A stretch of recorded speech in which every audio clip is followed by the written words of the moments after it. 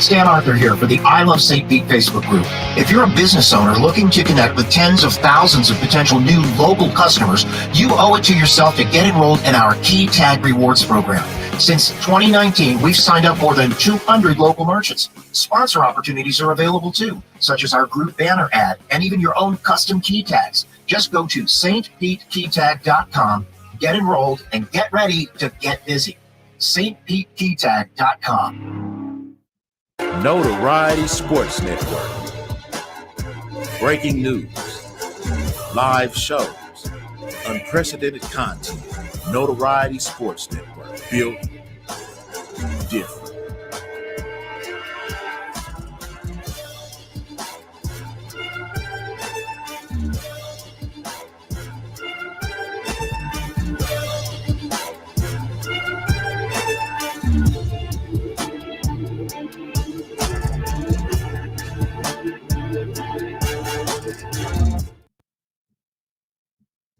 I'm passing the phone to my guy, a guy who thinks he's a Instagram model / influencer. Also thinks he could be a pro hooper, but can't really hoop at all. I'm passing the phone to somebody that can't catch a cold, let alone a football, and they wear a do-rag every day with no results and no waves. So I'm passing the phone to a guy who thinks he's the greatest thing since sliced bread and won't stop talking for anything. I want to pass it to the person that's been with the Bucks forever. I want to pass it to the person that always try to make me do all his stuff. He always want to make me do all the reps. Y'all know who it is. I'm passing the phone to somebody who got the biggest head in the universe. I'm passing the phone to the man with the most jewelry on the team. I'm passing the phone to someone who, although he's one of the greatest football players of all time, he may be one of the great dancers of all time and possibly one of the greatest singers of all time. Hey guys, thank you for the nomination. That's why I was on The Masked Singer, because I got secret dance moves and secret singing skills. Or stop, collaborate in this sin. Refugees back with my brand new invention. Something grabs a hold of me tightly, flow like a harpoon daily and nightly. Will ever stop, yo? I don't know. Turn off the lights up and I'll glow to the extreme. I rock a mic like a vandal, light up a stage and wax jump like a candle. Dance. Or speaker that booms, I'm killing your brain like a poisonous mushroom. Thank you guys. See you later.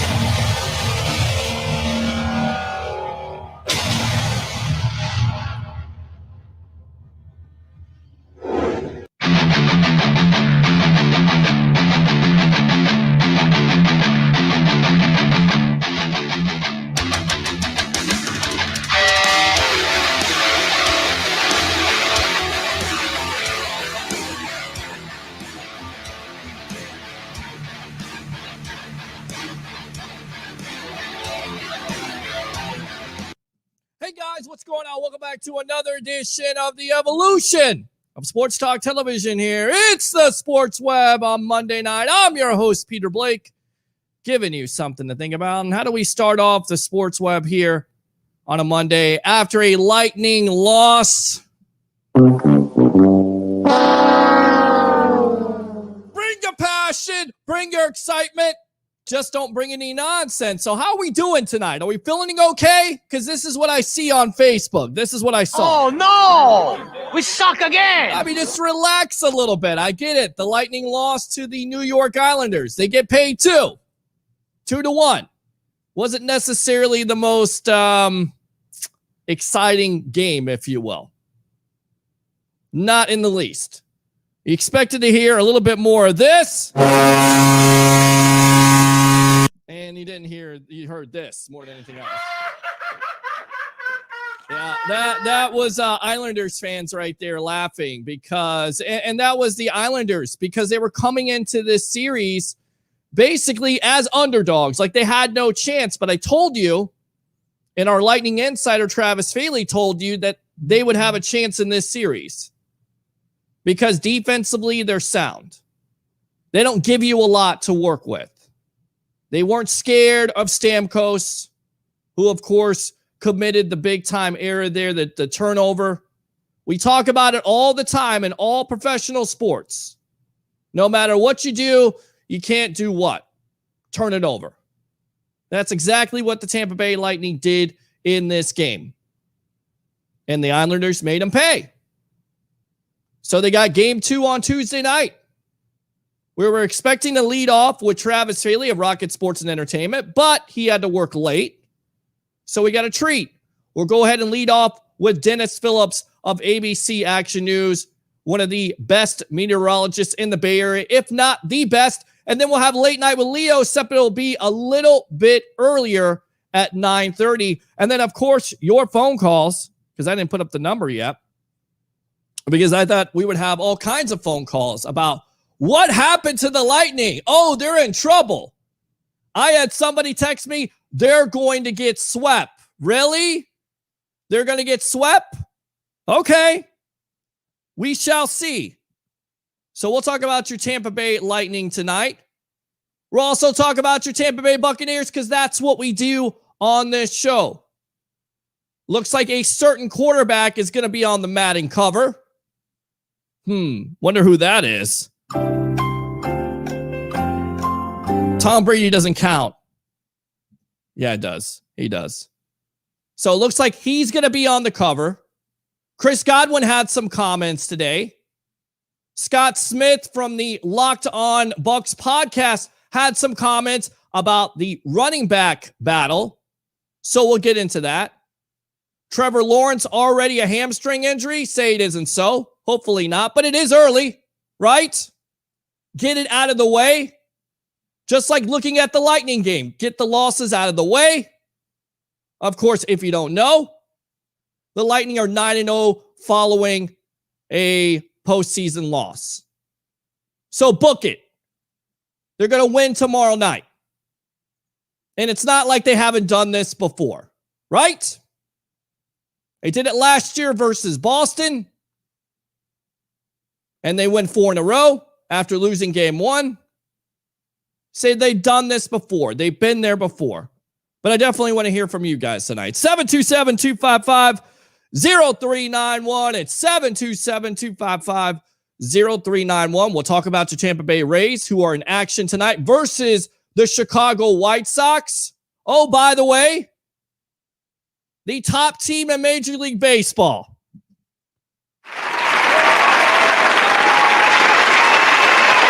I'm not joking, and they're winning 3-0 over the Chicago White Sox. Austin Meadows with a first inning 2-run jack, and then also Brandon Lau. I think it's Lau. Is it Lau or Lowe? Had a home run too. So, yes.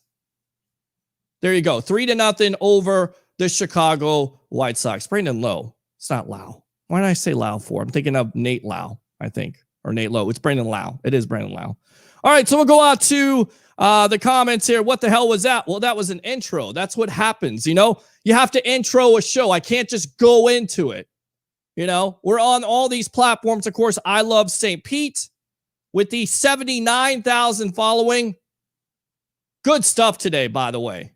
I mean, if you get on that platform on Facebook, unbelievable what they do for some of the people.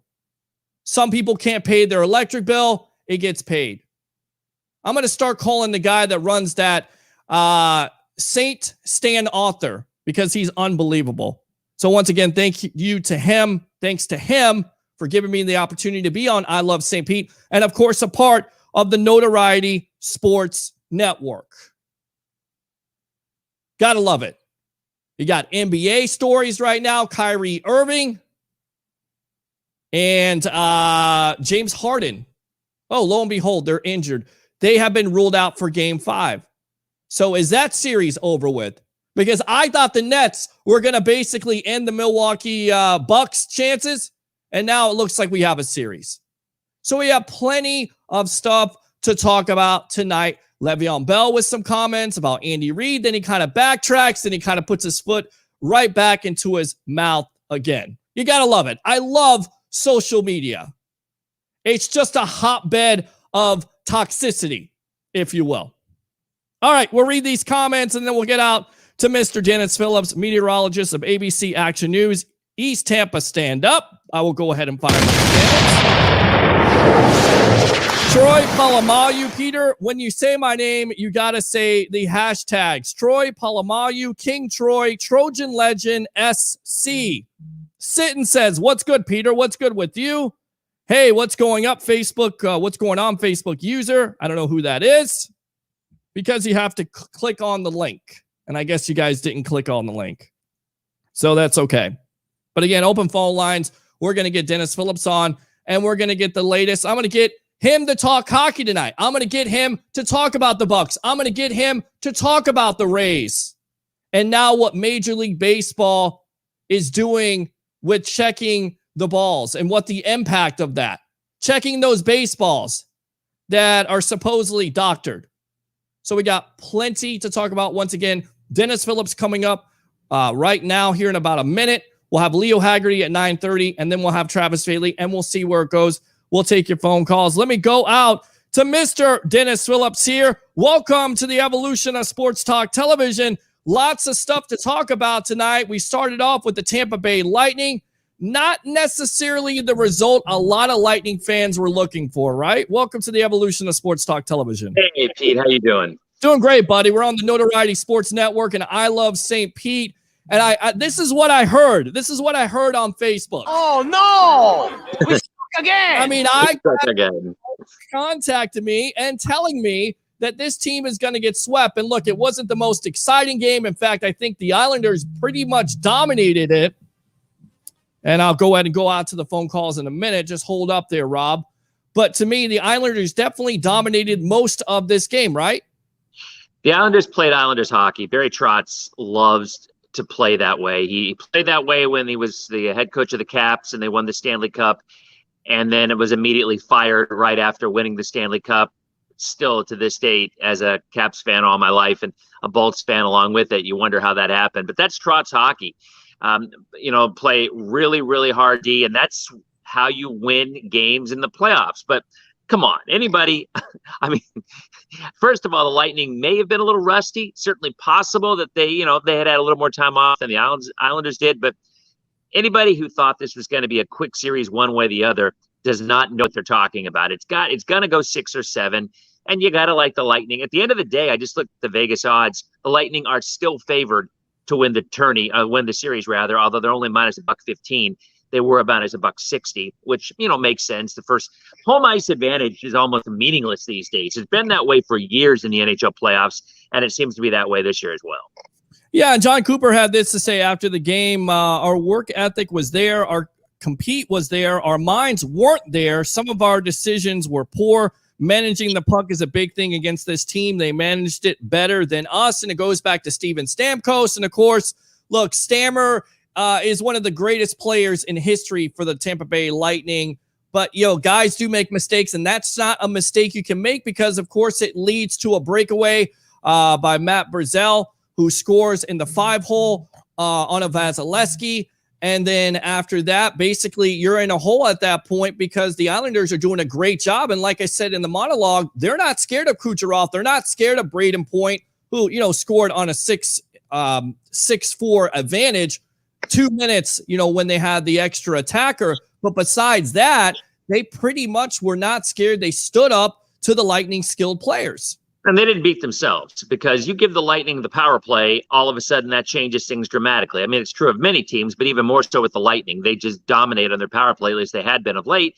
And the Islanders didn't give them that opportunity because that's a well-coached team that usually will not beat themselves. So it's going to be a long series. I think the Lightning just have too much firepower at the end of the day, and they probably end up winning it in 7. But, boy, it's going to be exciting. And this is the stuff – that's a tough call. Would you rather see the Bolts in 4 or would you rather see the Bolts in 7?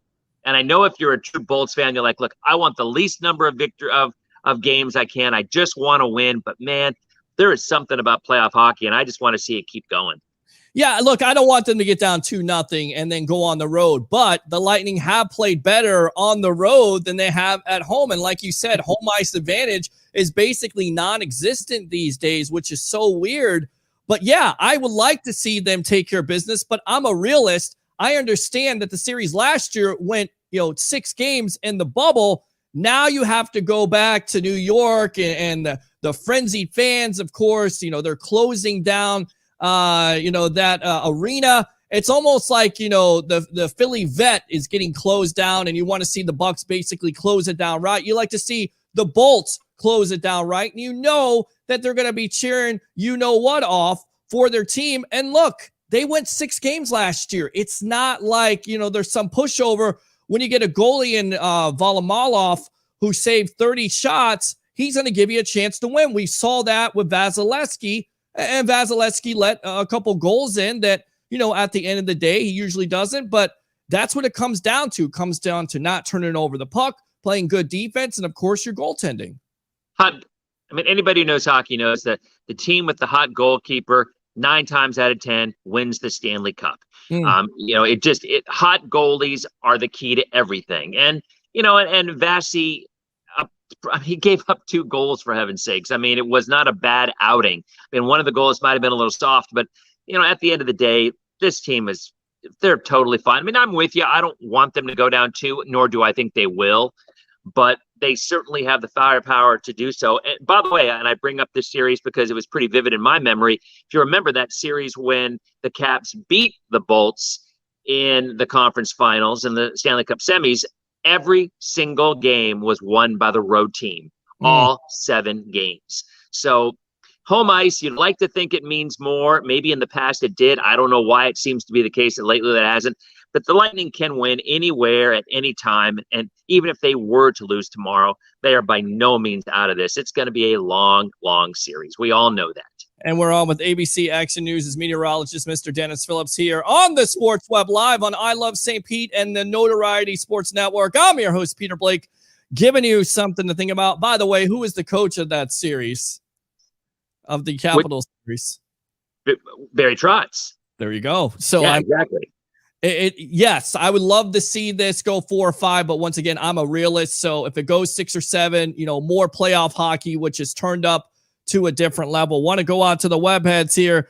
Troy Polamalu has a question. King Troy, Trojan legend, ask Dennis when the rain is going to stop. We've had some rain lately. I think it's cooled some things down. Of course, though, everybody's kind of got their eyes out there in the Gulf because it is hurricane season. So when is the rain going to end? And why does Troy want it to be overly hot?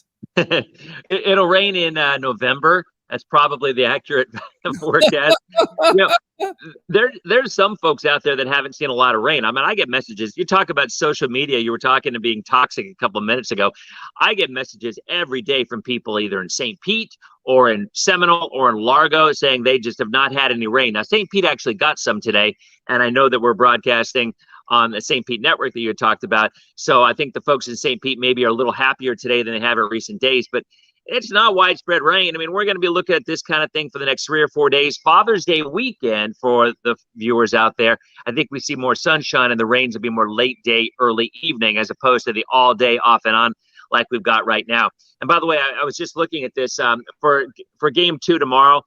The Bolts open minus $1.78, and they've already been bet up to 2-1. So clearly they are a very large favorite in that game, which, they were a $1.80 favorite in game 1 and lost. So it doesn't mean anything, but it just goes to show you no one has lost faith in this team. They are still favored to win, not just this series, but they're still favored to win the Stanley Cup. Absolutely. A 9-0 following a playoff loss. So you feel good that they're going 10-0. I tell you what, let's go out to these comments from Steven Stamkos, Alex Killorn, and I'm trying to think of who else here, but stand by, Dennis. We'll get these guys on, and then we'll come back and get your thoughts here on the evolution of Sports Talk Television. Here we go. Obviously on the first goal, myself, kind of not just trying to make a play there, and you see what can happen. They can go the other way and score, and can be the difference in a game. So, I need to be better in that situation. I think our team realizes how patient, we are going to have to be, both teams. So it can be one play, it can be one bounce out there. So, we knew it was going to be extremely tough. we've been in this position before, so there's definitely, no panic in this room, but we do realize that it's going to be an extremely tight series, and we just have to expect that going forward. We have a couple of days off. I think it's also their deep play a certain way where a lot of times they sag back and give you room. So in a sense, it was part of our game plan to kind of hold on to it a little bit longer, but then completely different than Carolina, who we played against. So there's just some adjustments we have to make, and understanding when to hold on to it and when to, kind of chip it in and go fight for it. All right, so we're back here. I mean, that's a veteran-savvy team right there, Dennis. I mean, pretty much they said everything that you said. They still believe in each other. They just have to be patient. I mean, honestly, my money is for them to come out tomorrow night and score a couple of goals and try to put this game away early. Yeah, I mean, the Isles play good D, and I think most of the games are probably going to be pretty tight games. I mean, as often playoff hockey is anyway. I don't know how tomorrow's going to go. I just think at the end of the day, the Bolts come out with a victory. And at this point, you just have to have faith that they have been there. Now, the Isles have been there too. But that's an interesting point, because I often look at, if you go back and you look at the team that just didn't quite get there in the previous year, the following year, they find a way to get it done. They learn from their mistakes. And I think that's kind of going to be an interesting way to look at this, because the Isles were so close last year. And yet going into the end of the regular season, they weren't playing their best hockey. But as we said, they stepped it up a notch in the playoffs. And all of a sudden, after beating the Bruins in a real tough series, and they're a tough, rugged team with some skill. I still think the Bolts have far more skilled players than the Islanders do.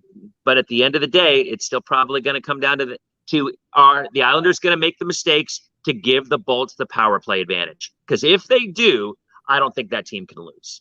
Yeah, no, I agree with you on that. And that's the kind of matchup you're looking at with, the Lightning being so good on the power play. But of course, the Islanders being so good at not having those stupid penalties, which, Steven Stamkos even talked about, kind of took the air out of the Lightning, because even though the power play didn't cost them, still you have to use that penalty kill. And it looked like at times when they were on shorthanded, they looked a lot stronger than the Islanders actually looked on the power play. Tell you what, let's shift gears to the Tampa Bay Rays. We led off with them. CBS Sportsline has them as the number one team in the power rankings. Of course, they have the best record in Major League Baseball, facing the Chicago White Sox tonight and beating them 3-0. I mean, this team 3-2 now. It's 3-2. I was actually just watching the game before I came in, and by the way, it was 3-2 on a Glasnow wild pitch, which was kind of strange, and then that kind of opened it up a little bit. A couple of sloppy plays, and they ended up at 3-2. But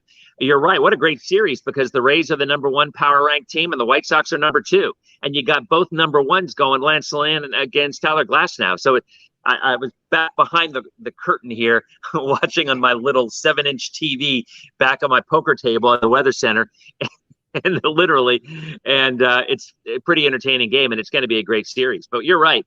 I was talking to my kids about this, because my boys went last week to see they were playing the Nats, I guess it was. Yeah. And John Lester was started for the Nats, and Glasnow started for the Rays. And they've got the best record in baseball, and they've still got it with a lot of no-name players. Yeah. I mean, even people who are living in the Tampa Bay area, I bet could not name more than two players on that team, certainly on their starting lineup. And one of them is not Kevin Kiermaier, because he is in the starting lineup half the time, and he hasn't been playing well. So talk about another way that the front office and Kevin Cash have found a way to get a team to play above expectations, and the Rays seem to do it every year, certainly the last couple of years. I mean, really have.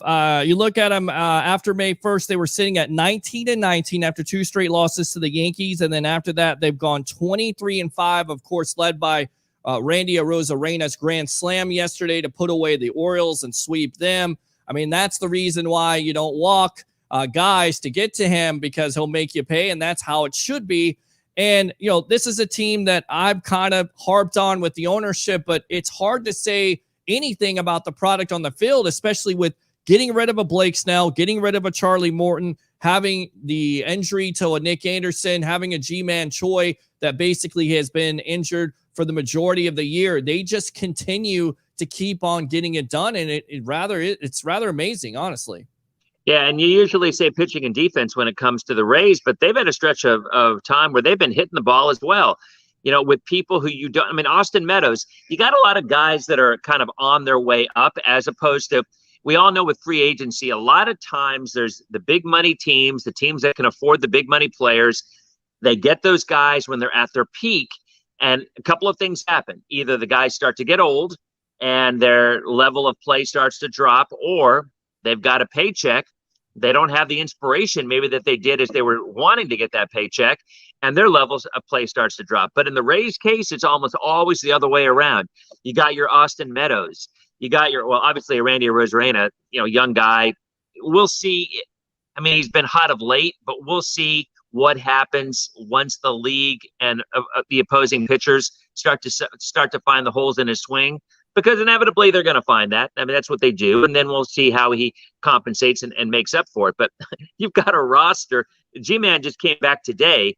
Mike Rozier got sent down today when they activated G-Man, which kind of surprised me because that guy's actually had a really good year. And last year, there could not have been a better moment that I remember outside of game 162 when he hit the home run, off of Chapman. I mean, that was as classic baseball as you'll ever see. I mean, the time before he gets beamed by him and they get the big brawl, and then it turns right around and hits a game-winning homer off him in the playoffs. I mean, that was classic Rays baseball right there. I think what I'm most surprised about with the Rays here, Dennis, is their catching position. Zunino is hitting the ball out of the park. You got Mejia, who is relatively new for them, and that's always been like a weak spot for them, the catching position. But as we know, it's so important, and usually we're talking about guys with low averages, and it's not like Zunino has a high average, but he's still able to hit the ball out of the park. He was showing that last year in the postseason,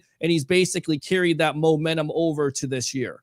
100% correct. That's a perfect analysis of Zunino, because Zunino's a Gator grad, and he's always had some pop, and he's a catcher, so he's not going to hit for average. But there was also a big hole in his swing that there were times where he could not close that, and he was not hitting the way expectations were. With the Mariners, when the Rays traded for him in the Mariners, there was a lot of hope that he would be able to hit 15 or 20 homers. And he's found that this year. And you're right. Guys like that, the unexpected guys that you don't think are going to. I mean, look at getting rid of Willy Adames. It certainly wasn't a problem player. Everybody loved him, but they knew Walls was going to be in the minors and ready to come up, and he's done just fine. I mean, again, you've got some time to see what's going to happen with him and with Franco coming up as well eventually. You've got a ton of young guys. The Rays several years ago had one of the weaker farm systems. Now they have one of the stronger ones, and they're still the best record in baseball with a bunch of no-name players. It's pretty incredible. I was watching Moneyball last night for the umpteenth time, and it makes me laugh because the whole story about Billy Beane and about how sabermetrics and how they win with numbers. Yeah, they were winning with numbers, but they were winning with the pitching staff that had an ERA sub-2 that year. I mean, they had Tim Hudson's, and they had all these guys who were winning. So as great as it sounds to hear that they were winning because these guys were walking a lot and not stealing and all the things that they talked about in the book and in the movie, the reality of it was they had an insane pitching staff. And in the last month of the baseball season, when you have the AL Player of the Month, Rich Hill, Pitcher of the Month, and you got Tyler Glasnow, you've got a pretty good chance to win. You're absolutely right. And they didn't focus on that. It's like Hollywooded it up a little bit. They focused on David Justice. They focused on the former pitcher who used to pitch for the Rays. But, you leave out guys like Tim Hudson. I mean, it's not like they didn't have talent. They did, of course, have a low payroll. I'm just not sure if I bought, Brad Pitt as Billy Beane. He's a great actor. I don't see Billy Beane being that guy. Anyway, Major League Baseball has also been under fire with the doctoring of baseballs. In fact, now the umpires will search starting pitchers at least twice and relievers at least once during games.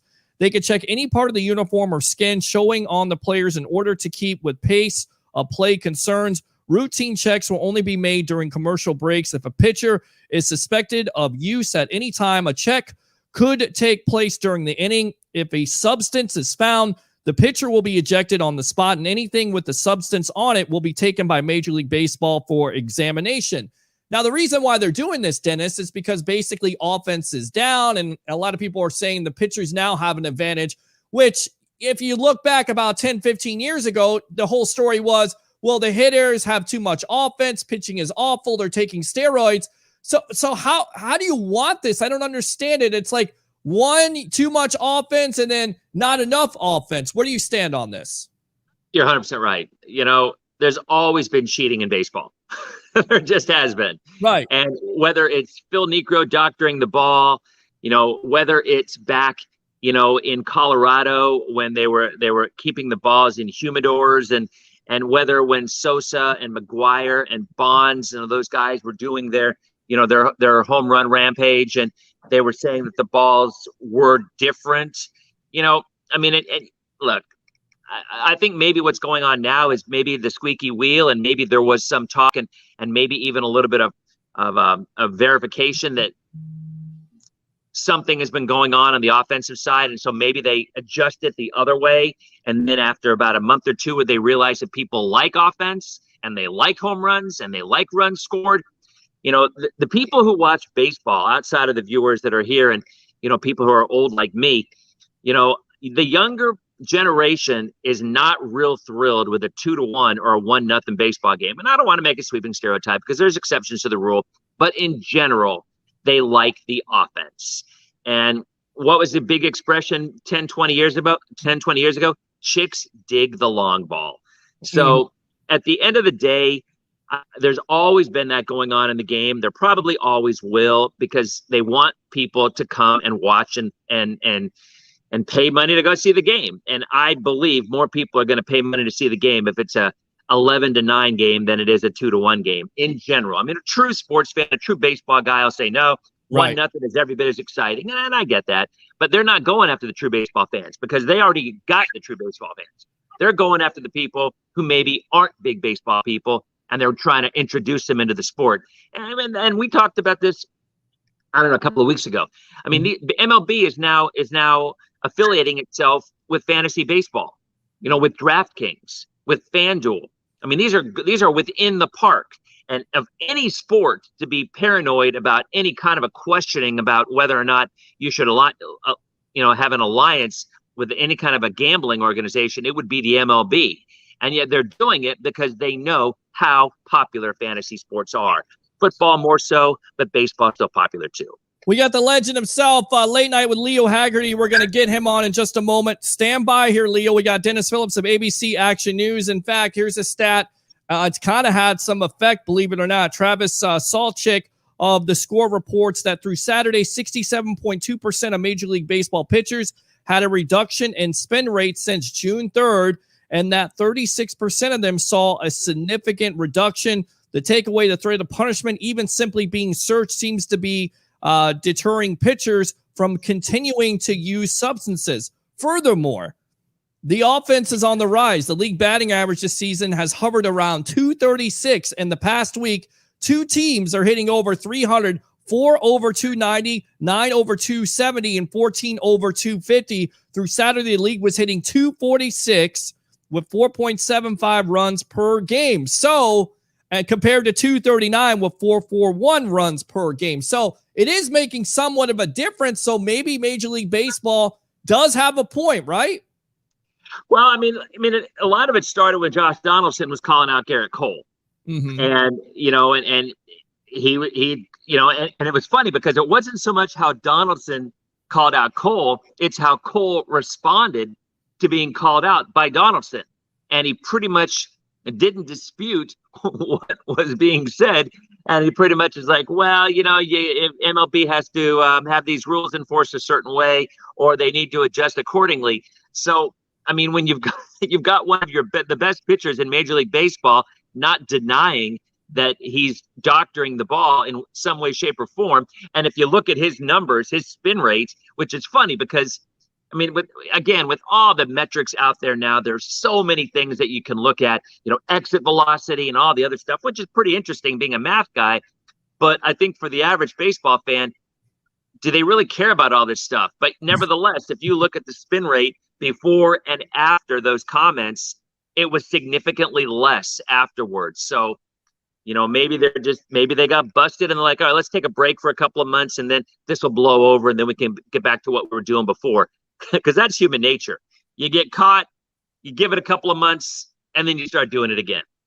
All right. Now, your post have been like you were talking about your dad's shoes and how some of your kids were kind of teasing you and you're going to get the Kyries. Let me ask you this. There was a trailer released today from Madden. First and foremost, are you a Madden guy? Do you play video games? And do you know who's going to most likely be on the cover of Madden this year? I skimmed through the article. Yeah, I play. My kids play, so that means I play. You got to figure. I mean, who was on it last year? Was Mahomes on it last year? Well, they're going to have Mahomes and Brady. They were showing two GOATs in a trailer, and they actually had Peyton Hillis, who, was a one-year wonder. But I think there's a lot of Bucs fans out there and a lot of Chiefs fans that feel like that's the Madden curse. Do you believe in all that Madden curse stuff? You know what? I don't. I'm not a superstitious guy, but I'll tell you, there's a lot of people who do, right? There's a lot of people who believe in that stuff. And if you're a professional athlete, and it's how much of the game is in your head, how much of that game is mental, right? Mm-hmm. And nowadays, even dating back 7, 8, 9 years ago, there was always the talk about the Madden curse, right? So maybe you don't even want to get on the cover because in your mind you think, oh man, I'm screwed now. I'm really going to mess up because I'm on the cover. So is it a possibility in my mind that somebody's going to have an off season because in the back of their mind somewhere they're thinking, man, I'm doomed because of this? I certainly think it could be a possibility. Why not? Well, look, Brady's coming off that injury. He still played through it, which is amazing in itself. I mean, we could definitely have a conversation about that some other time, but to me, that's amazing with him playing at a high level, having that knee injury since last April and still playing through it and still playing at an elite level. And speaking of elite, here's an elite meteorologist right here. ABC Action News, Mr. Dennis Phillips, thanks a lot for your time. Once again, I know you don't like doing it, but promote yourself, please, on the evolution of Sports Talk Television. Well, I'll tell you what, here I will give a promotion because on July 10th, the Dunedin Blue Jays are having a hurricane preparedness night. And they're having a Dennis Phillips bobblehead night. The first 1,000 people who get there get a Dennis Phillips Rule Number 7 bobblehead. Going to be throwing out the first pitch, going to be answering hurricane questions, going to be giving the weather forecast. And part of the money that is raised, in fact, for every ticket, a portion of that money is going for feeding Tampa Bay. And that's kind of the whole reason that we're doing all of it. So on July 10th, Dunedin Blue Jays, Dunedin for hurricane preparedness night. Hope you come on out and say hi. I have to come out and say hi and definitely get my bobblehead and meet the great Dennis Phillips of ABC Action News. Thanks a lot for your time here on the Sports Web, live on the Notoriety Sports Network. And of course, I love St. Pete. All right, boss? Take care, Pete. All right, there you go. Dennis Phillips of ABC Action News. Let's go out to the legend, Mr. Leo Haggerty, former Coach Scout and now media member of Night Sports Productions. It's Sports Mag, late night with Leo, but kind of early with Leo. What's going on tonight, boss? How you doing? Hey, not much, but I'll tell you what, that bobblehead better have a pair of suspenders on it, right, Pete? I'm telling you, it better. And he's laughing right now. We would get that answer. I think it's probably going to because, yes, he has the thumbs up right now. So it is going to have the suspenders as it should because that's what the man is known for. Not only the suspenders, but also the accuracy, if you will. He's like Tom Brady as a weather meteorologist. He's got that accuracy. He's got that precision, if you will, and he knows definitely what he's talking about and how to do it with the best of them. With that being said, let me ask you, do you play Madden? Absolutely not. I have Peter, honest to God, I have no time or interest in video games. I didn't grow up with it. So, it wasn't part of my repertoire. That's the SAT word of the night. Very nice. And I'll tell you what, though, Peter, not to change the subject, but Dennis Phillips is so right about baseball. Mm-hmm. Nobody cares, and here's why. cheating in baseball has been going on for over 100 years. Sounds like if it. you ain't cheating, you ain't trying. You're stealing signs. You're doctoring the ball. You're putting, you're corking bats. I mean, we're talking about a sport that condones cheating. Right. So, yeah, what's the big thing? Instead of Gaylord Perry spinning on the ball or somebody putting molasses on it, whatever, or somebody putting a spider tack, and I'll tell you what, you should sue them, Peter, using the word spider. Yeah. That's your nom de nom. That's it. And I don't get it. They've been doing it for years. Why all of a sudden is everybody upset? Well, I think Michael Pineda having the pine tar on his neck and not trying to hide it, just putting it right out there. And because of the offensive numbers going down, and of course, like we said, baseball likes the numbers going up. They like the home runs, especially when they were looking the other way in the steroid era. And that's what I always have a big time problem with. That steroid era, that's worse than what Gaylord Perry or any of these guys done. Even Pete Rose gambling, it's worse because it's absolutely giving a player that, maybe isn't that good, be good, have an advantage to hit home runs. And of course, a player that, before this, Barry Bonds is a Hall of Famer, basically makes him a first ballot Hall of Famer to put up those historic numbers that basically are a fraud. Well, you know what, Peter? I'm going to take a different approach. Okay. I don't know of any doctor that will tell you that taking steroids helps you hit a baseball. Now, what it does is it helps you recover faster. Mm-hmm. You may hit it 5 or 10 feet further, but the bottom line is it's not going to help your hand-eye coordination to hit the baseball. These guys can hit it, no doubt about it. What's changed, Peter, in the game completely is the fact that striking out 100 times or more is now acceptable with analytics. Sure. And that's something, Willie Mays, Mickey Mantle, all these guys, Ted Williams, they are probably rolling over in their grave going, what is going on? The key is not making out. And, Peter, our poll question this week is going to be, should Major League Baseball ban the shift? No. Major League Baseball should just tell the batter, if they're shifting, put the bunt down the third base line and run the second. Hit the ball to the other way. What is so hard about this? I don't understand it. It's like you want to be the smartest guys in the room, and yet you can't do the simplest stuff. I don't get it. You know what, Peter? It's like, okay, I don't get a whole lot of money for bunting or stealing bases, but guess what? You're doing it right. Right. And I sit there and I watch people who have no business trying to hit home runs, and they'll hit maybe 10, 15, 20 if they're lucky. Sure. And they'll strike out 100 plus times. That is just ridiculous. Peter, when I came up watching baseball, when you got 2 strikes, I don't care who the hitter was. He choked up about a quarter to a half an inch and just tried to put the bat on the ball. Sure. That was it. Not now.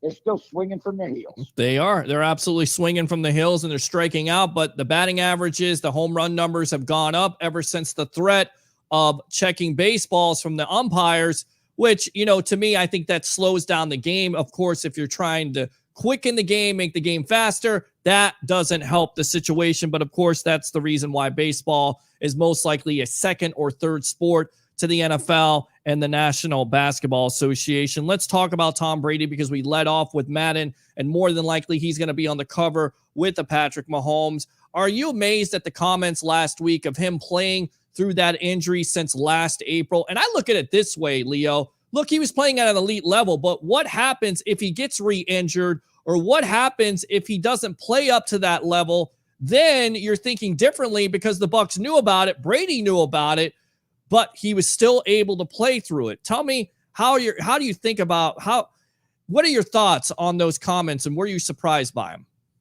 Well, Peter, not really, because it depends on the extent of the knee injury. Mm-hmm. What your first thing you do as an athlete when you get hurt and you go into the doctor Mm-hmm. and you say to the doctor, okay, if I play on this, what's going to happen? Well, you could injure it worse. You're going to have to play with pain. Okay, I can deal with pain. What else? Well, nothing else. This is what you got. Okay, fine. Mm-hmm. Except if it was a major serious knee injury, I doubt if we'd have seen 12 on the field. That's just, you can't maneuver well enough. Now, again, he had that brace on so he wouldn't take a hit. Mm-hmm. And was it as, I'd say on a scale of 1 to 10, Peter, was a 3. Okay. Maybe a 4. And let's not, diminish the fact that the man's playing with an injury. Right. We just don't know how serious the extent of that injury is. And an NFL quarterback that can't move, that's like a sitting target. Not good. Yeah, definitely not good. And I look back at it. If it doesn't work out, is that the reason why the 49ers and possibly some other teams shied away because they knew about the injury? And if it does not work out, do you think basically the Bucs look stupid for getting a guy that is damaged goods? No, not at all. Okay. And again, is it a knee sprain? Is it a strain? And again, let me reiterate that. Mm-hmm. Sprain and strain, 2 totally different things. Of course. It's something that, again, certain players can deal with. I can remember when Peterson came back and he tore an ACL and he came back the next. I go, whoa, that's great recovery time. Right. Some of them can, some of them can't. And again, with modern medicine and these guys, their career is football.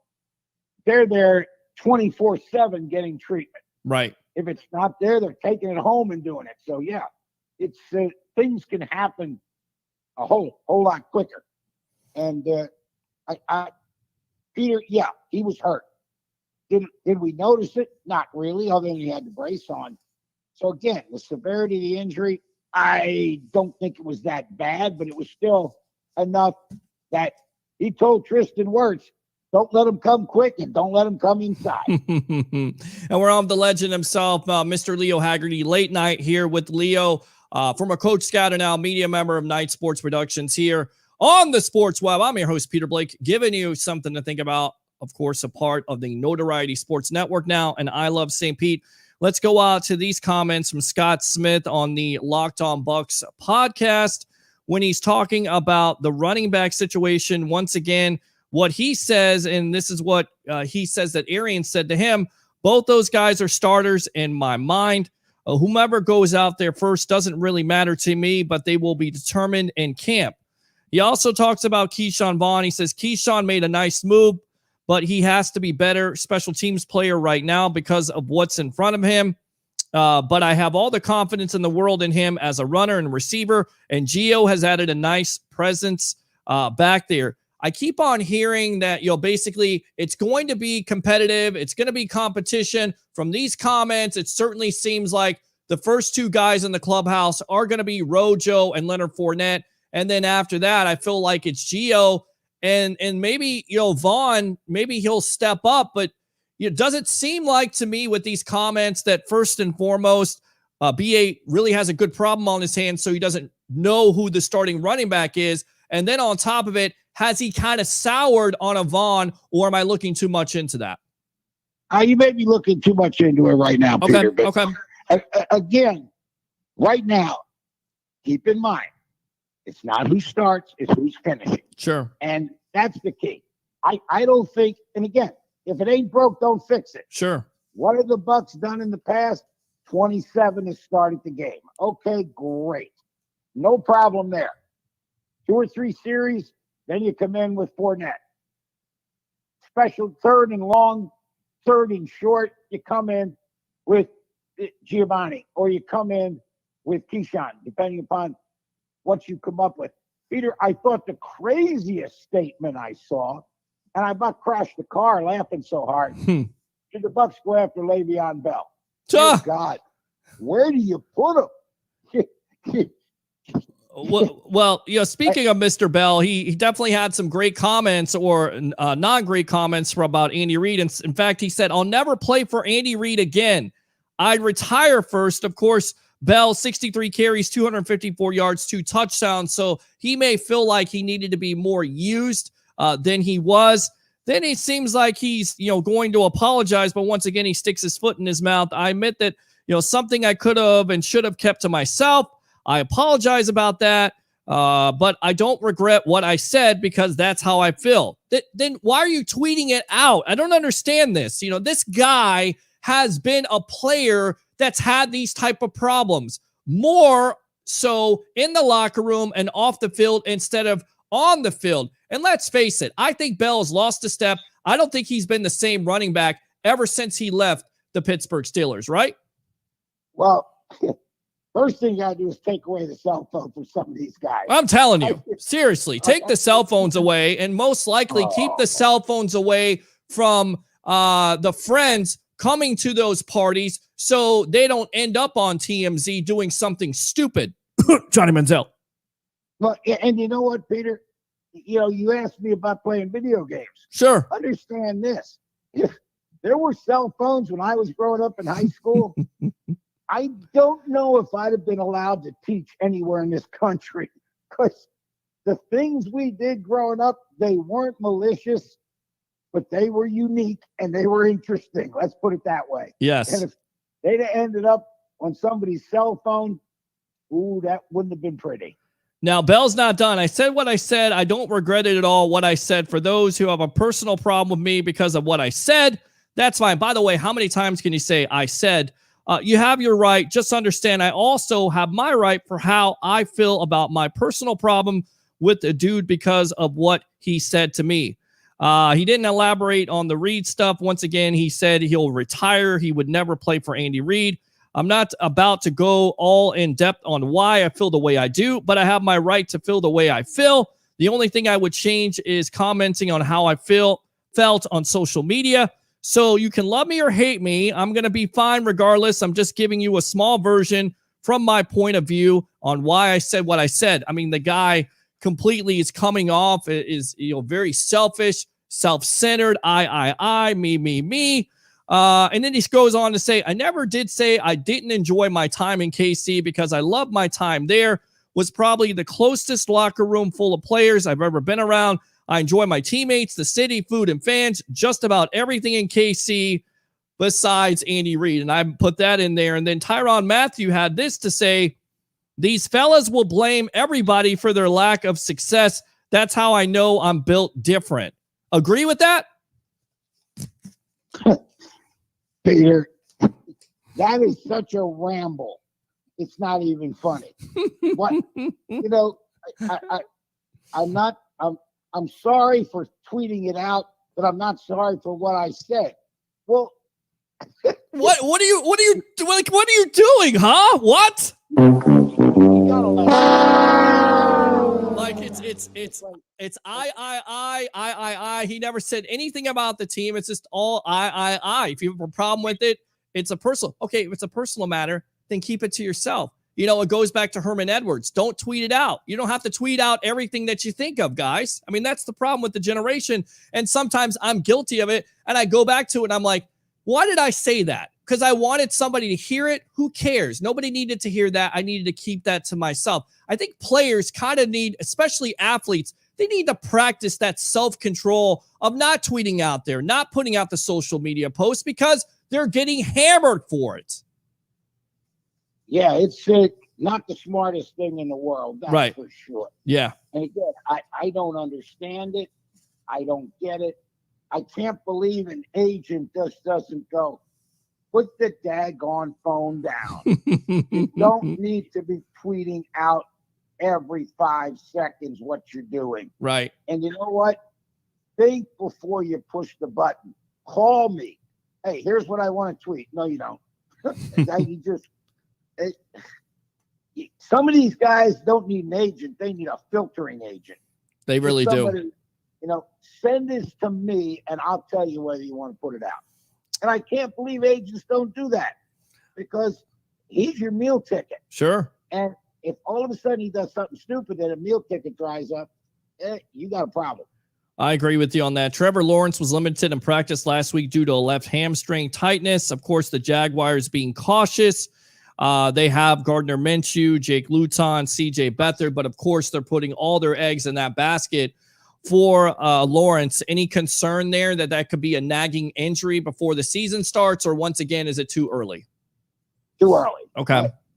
Plenty of time to take care of that, and they're going to make sure that he takes care of it. Yeah, absolutely, Peter.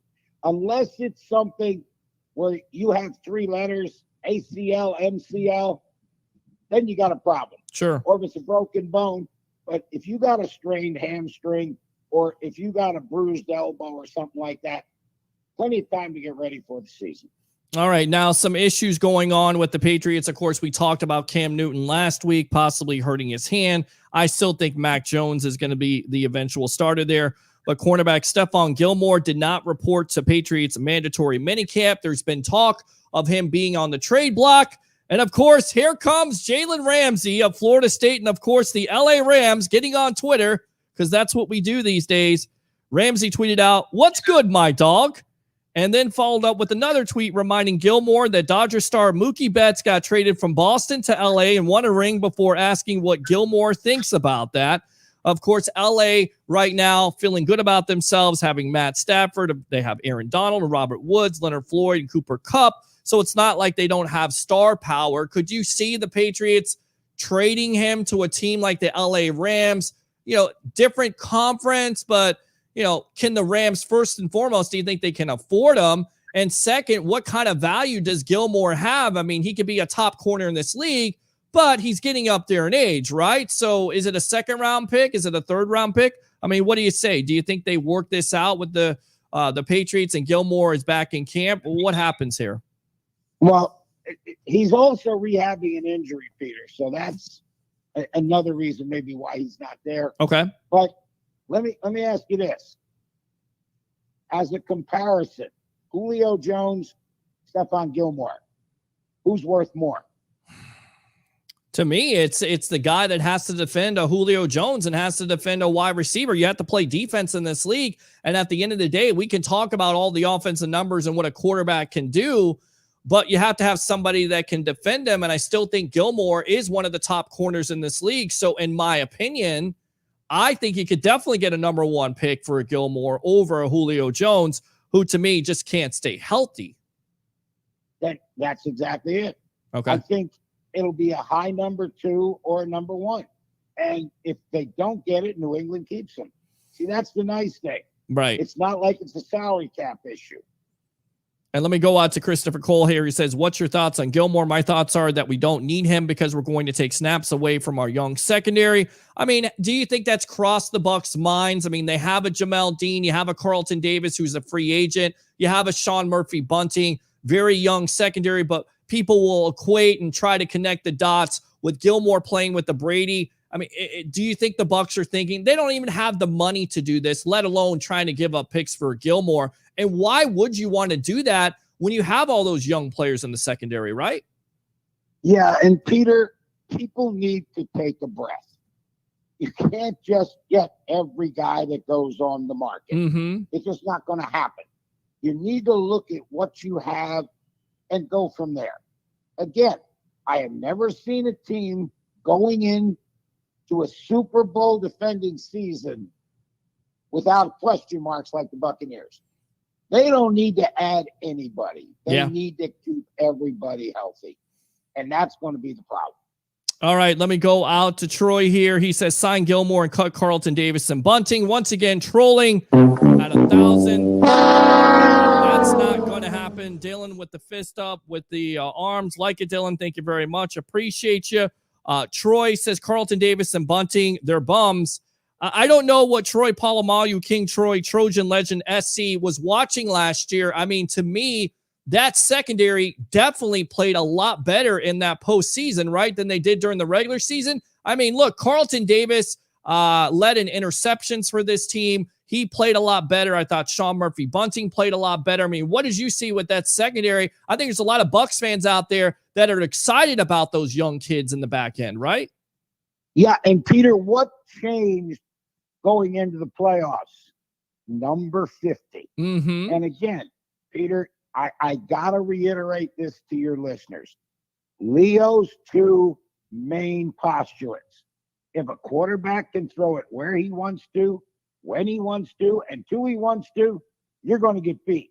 The second is the best defensive secondary is a pass rush. Agree. That's the key. And I tell you That's what, the key. I'm going to give you some kudos here, Leo. In fact, I'm going to put you on hold really quick. We're going to go out to Shaq Barrett and your question for him on what it means for Sue and Vea. I know I played this on Friday, but in case you didn't look at it, our own Leo Haggerty, the legend himself, that's why we got him here on the Sports Web. Let's go out to Shaq Barrett and his thoughts on that, on the evolution of sports talk television. Here we go. It's a pleasure to know that I got them two big guys inside who do get the double teams and still win the double teams and still able to make plays off the double team. So it frees me up to be able to play free and be able to do moves that I know I've been setting up that's going to be able to work. So, I mean, I'm happy to be here. That's why I didn't want to leave. I know we have a great group of guys. I know, like, everybody from top to bottom, what they're going to bring to the table and that they're eager to get the opportunity to bring it to the table. So just everything was perfect here. That's why I didn't want to leave, man. I know my success is personal. Numbers is personal, but it's a lot more than just personal. There's a lot of aspects that's gone to me being a successful football player, and the Buccaneers have a lot of them aspects here. And there you go. I mean, that tells you everything you need to know. Welcome back here on the Sports Web on the Notoriety Sports Network, and I love St. Pete. Great question by the legend himself, Leo Haggerty, and he said it best. That's the reason why he stayed in Tampa, and they mean so much to have those big hosses in the middle, in a Sue, in a Vea, because it frees up those guys on the outside, right? And you know what? Bruce Arians brought up the fact that Ndamukong Suh is the player that is double teamed the most in the NFL. Wow. Now think about that. You got a center and a guard on him. You've got a guard on Vita Vea.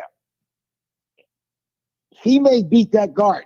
So what you're looking at is a center and a guard on Vita Vea, a guard and a tackle on Sue. All of a sudden, you've got Shaq Barrett working on a tight end. He's not in there to block. You got him working on an offside tackle who's going to have a whole lot of trouble with that. So again, these guys aren't dumb. They know where their bread is buttered, and it's buttered getting to the quarterback, and this helps him get there. All right, I want to end off on this. We got Travis Faley of Rocket Sports and Entertainment coming up here talking about the Tampa Bay Lightning, our Lightning insider here. The Pro Football Writers of America announced that Raiders defensive line coach Rod Marinelli and 49ers running back coach Bobby Turner were selected as the 2021 Paul Dr. Z Zimmerman Award winners. Of course, Marinelli and Turner are the 17th and 18th recipients of the Dr. Z Award, which PFWA instituted in 2014. It's given for lifetime achievement as an assistant coach in the NFL. The award is named, of course, for Zimmerman, who covered the NFL for 29 years as Sports Illustrated's lead pro football writer and also one of the draft analysts at first for ESPN, which a lot of people don't know. They give credit to Mel Kiper, but Zimmerman was one of the first, if not the first. With all that being said, what's your greatest memory of a Rod Marinelli, who, of course, was the defensive line coach for the Tampa Bay Buccaneers and came up with the moniker Pound the Rock? You're going to love this, Peter. Sure, give it to me. Back when they gave us access to the assistant coaches, I got in with Rod one time, and Rod came up with the idea of tipping the tackle, where you would put him on a slant and you wouldn't go head up, but you tip him one way or the other. And Rod and I were in there, and I'm saying, well, wait a second. What if this happens? And we're moving desks around in the room. Monty Tipton came charging in because he thought we were in a fist fight because of all the ruckus we were making. But Rod was a tremendous guy, and he had one great answer. I said, practice makes perfect, right, Rod? He said, no. Perfect practice makes perfect. I said, touche. But that's Rod Marinelli. If football was banned, he would be the guy with the Underground Football League. Trust me. He lives and dies it. Does he get enough credit for the development of a Warren Sapp and other players that played on that defensive line? You know, Peter, that's a great question. Thank you. I tell you, he should, not just for him, Simeon Rice coming in and being able to develop him to the next level. Right. Again, Warren gives a lot of credit to Rod Marinelli, plain and simple. He took the talent he had and made it into a Hall of Fame player. Rod was the kind of guy who was so interested in details that he got a dummy, and that dummy had a quarterback's arm on it. Remember how those Buccaneers when Marinelli was coaching defensive line, they didn't go for the sack, they went for the arm. Mm-hmm. And that's because that's what they did at practice every day. It was a right-handed quarterback. The dummy would be one way. If it was left-handed, they turn it around. And they would attack that passing arm. Makes sense, doesn't it, Peter? That makes absolute sense. And now he's a defensive line coach for the Raiders. Of course, you know, being familiar with a John Gruden, that's how it works in the NFL these days. Do you think that he can get the most out of Yannick Ngakoue from Jacksonville and, of course, Minnesota? I believe he got traded to Baltimore, so he's been all around the place at this point. Do you think he can get the next level? Can he get that defensive line to, once again, you know, one of the most important aspects as a defense is to get after the quarterback? Can he turn around that Raider defense to do that, or is that too big of a job in your opinion? No, it's not that too big of a job. The problem is you got Kansas City twice every year. True. And I don't care what you come up with. I mean, look at the Bucs. They harassed Mahomes the entire Super Bowl. Sure. They didn't get to him a whole lot. So again, that's the problem. You're going to have two games where you're going to be able to get this guy on the run, but I'll tell you what, you're talking about a former baseball player. He can throw it sideways. He can throw it when he's running one way, when the other way. And you got two games against the Los Angeles Chargers, and their quarterback's pretty darn good. He came in and showed us what he can do. Agree. So, yeah, it's a tough division, but they were in perfect position to try to make the playoffs last year. In the last 4 games, they just ran out of gas. And again, I'm not putting that on anybody. COVID ran everybody out of gas. Good stuff. All right, I want to go out to the comments, and then I'll get you out of here. The legend himself, Mr. Leo Haggerty, and Weezy's World says, what's up, Peter and Troy Polamalu? King Troy, Trojan legend, SC. BA said Vita Vea gained 40 pounds this offseason. Is that true? I mean, is that a good thing for him to put on 40 pounds in the heat? A lot of people talked about that. Sapp, of course, talked about him and his effectiveness. No worry there with him putting on some weight, right? As long as his 40 time doesn't go down, they'll be happy with it. Again, he's a freak of nature. He really is. Now, if he put on 40 pounds, that puts him up around 380. And I don't think he's that big, Peter, but we'll see. We'll definitely see. We got the legend himself, Mr. Leo Haggerty. Go ahead and promote yourself here on the Evolution of Sports Talk Television on the Notoriety Sports Network, and I Love St. Pete. Give us a check out at www.itsportsmag.com. And again, we're going to have start rolling our guys through from Night Sports Productions, probably starting this week, to get them on to start giving everybody a preview of the NFL season. Love it. Absolutely love it. As many guys, as much talent as this guy has, I believe in him because he is the legend himself, Mr. Leo Haggerty, former coach scout and now media member of Night Sports Productions, It Sports Mag. Thanks a lot for your time. All right, boss? Take care, buddy. Stay safe. All right, we will. There you go, Mr. Leo Haggerty. And I guess you're trolling me there, Troy Polamalu. Not a good troll. I don't believe anything you say, but I tell you what, I believe everything this guy usually says because he is my Tampa Bay Lightning insider, Mr. Travis Faley of Rocket Sports and Entertainment. How you doing tonight? And a disappointing loss by the Lightning against the Islanders, 2-1. Your thoughts? Welcome to the Evolution of Sports Talk Television on the Notoriety Sports Network, and I Love St. Pete. Boy, I think I looked better on the phone the other night, huh, Pete? Holy cow, I don't know what's going on with this hair tonight. But Thanks for having me on the show, and it's always great to follow up a legend in Leo Haggerty, and I'm glad he's on the phone and now with the 1920s internet connection that he usually floats with. I actually asked him if he played Madden.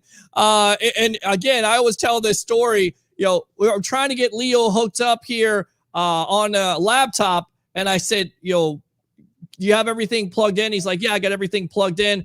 Okay. Where's your camera? What do you mean camera? So the poor guy didn't know you had a camera. You had to have a camera on the laptop there. Just a funny thing. Love Leo Haggerty, but maybe he's got those Google glasses or something, Pete. I know how advanced he is these days, but man, I'll tell you, what he lacks in connection, he sure makes up in vocabulary and in football knowledge. So it's always a pleasure talking with Leo, especially when it comes down to football. So well, let's talk a little bit of Lightning hockey. Yeah, I was a little bit disappointed, but you got to remember, Pete, the Lightning are 11-19. Excuse me, 11-19. They've lost the first game of the series 11-19 times for like a 58% clip, but they haven't lost back-to-back in the playoffs since being swept by Columbus a couple of years back. So I got a lot of faith in this team. They took the day off today, except for some of the players that haven't been playing, like the backup goalie and Matthew Joseph and some other guys, Luke Shen. They took the ice with the other guys. They sat there and watched film, and I think they're going to bounce back tomorrow night and have a fantastic game. There's some really, really glaring numbers, Pete. You know how I like to talk about numbers and everything, but one of the biggest things that I saw last night, and I was at the game, covering for Rocket Sports Entertainment, was the face-off circle. You cannot have your team be 39% in the face-off circle and think that they're going to be able to win the game, because when you control the face-off, you control the puck and you control the game. Yeah, and it comes down to the turnover by Stamkos, which leads to the breakaway by Barzal in the 5-hole there, scoring on a Vasilevsky, of course, tough goal.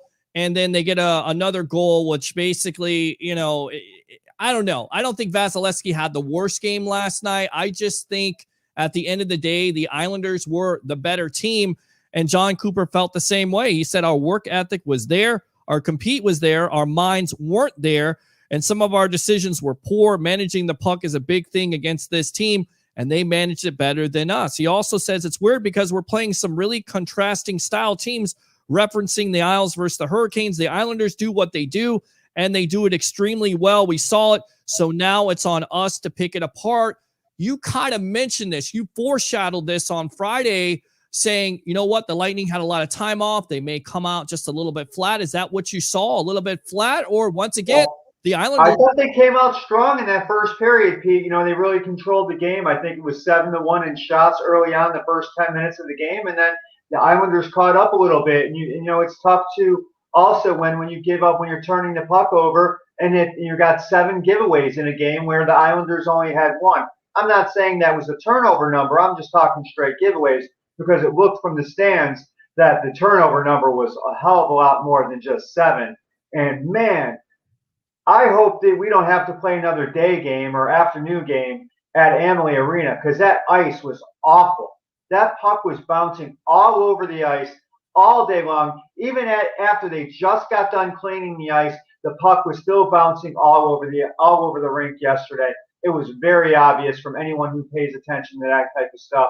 And I know a lot of us out there who follow hockey do. I want to go out to the comments from Stammer and, of course, Ryan McDonough and Alex Killorn will come back, and I'll get your thoughts here on the Evolution. Stamkos has got to get some more shots on that. You had Stamkos with 1 shot on that yesterday. Kucherov had 1. Braden Point had 2. You have zero goals from your defensemen at this point in the playoffs, Pete. That's considerable. I think they had 26 or 28 in the 56 games during the regular season. You're going to need to get more pucks on net. You're going to need to get more help up front to get some goals. It's not like they got blown out. It was basically a 1-goal game for most of the game. They did get a goal that I'm sure that Vasilevsky wants back to go 2-0. And we need to get in the penalty box a little bit more. We arguably had 1 power play the whole game, because the first one that they had was a 4-on-4 situation. And then we had 1 power play,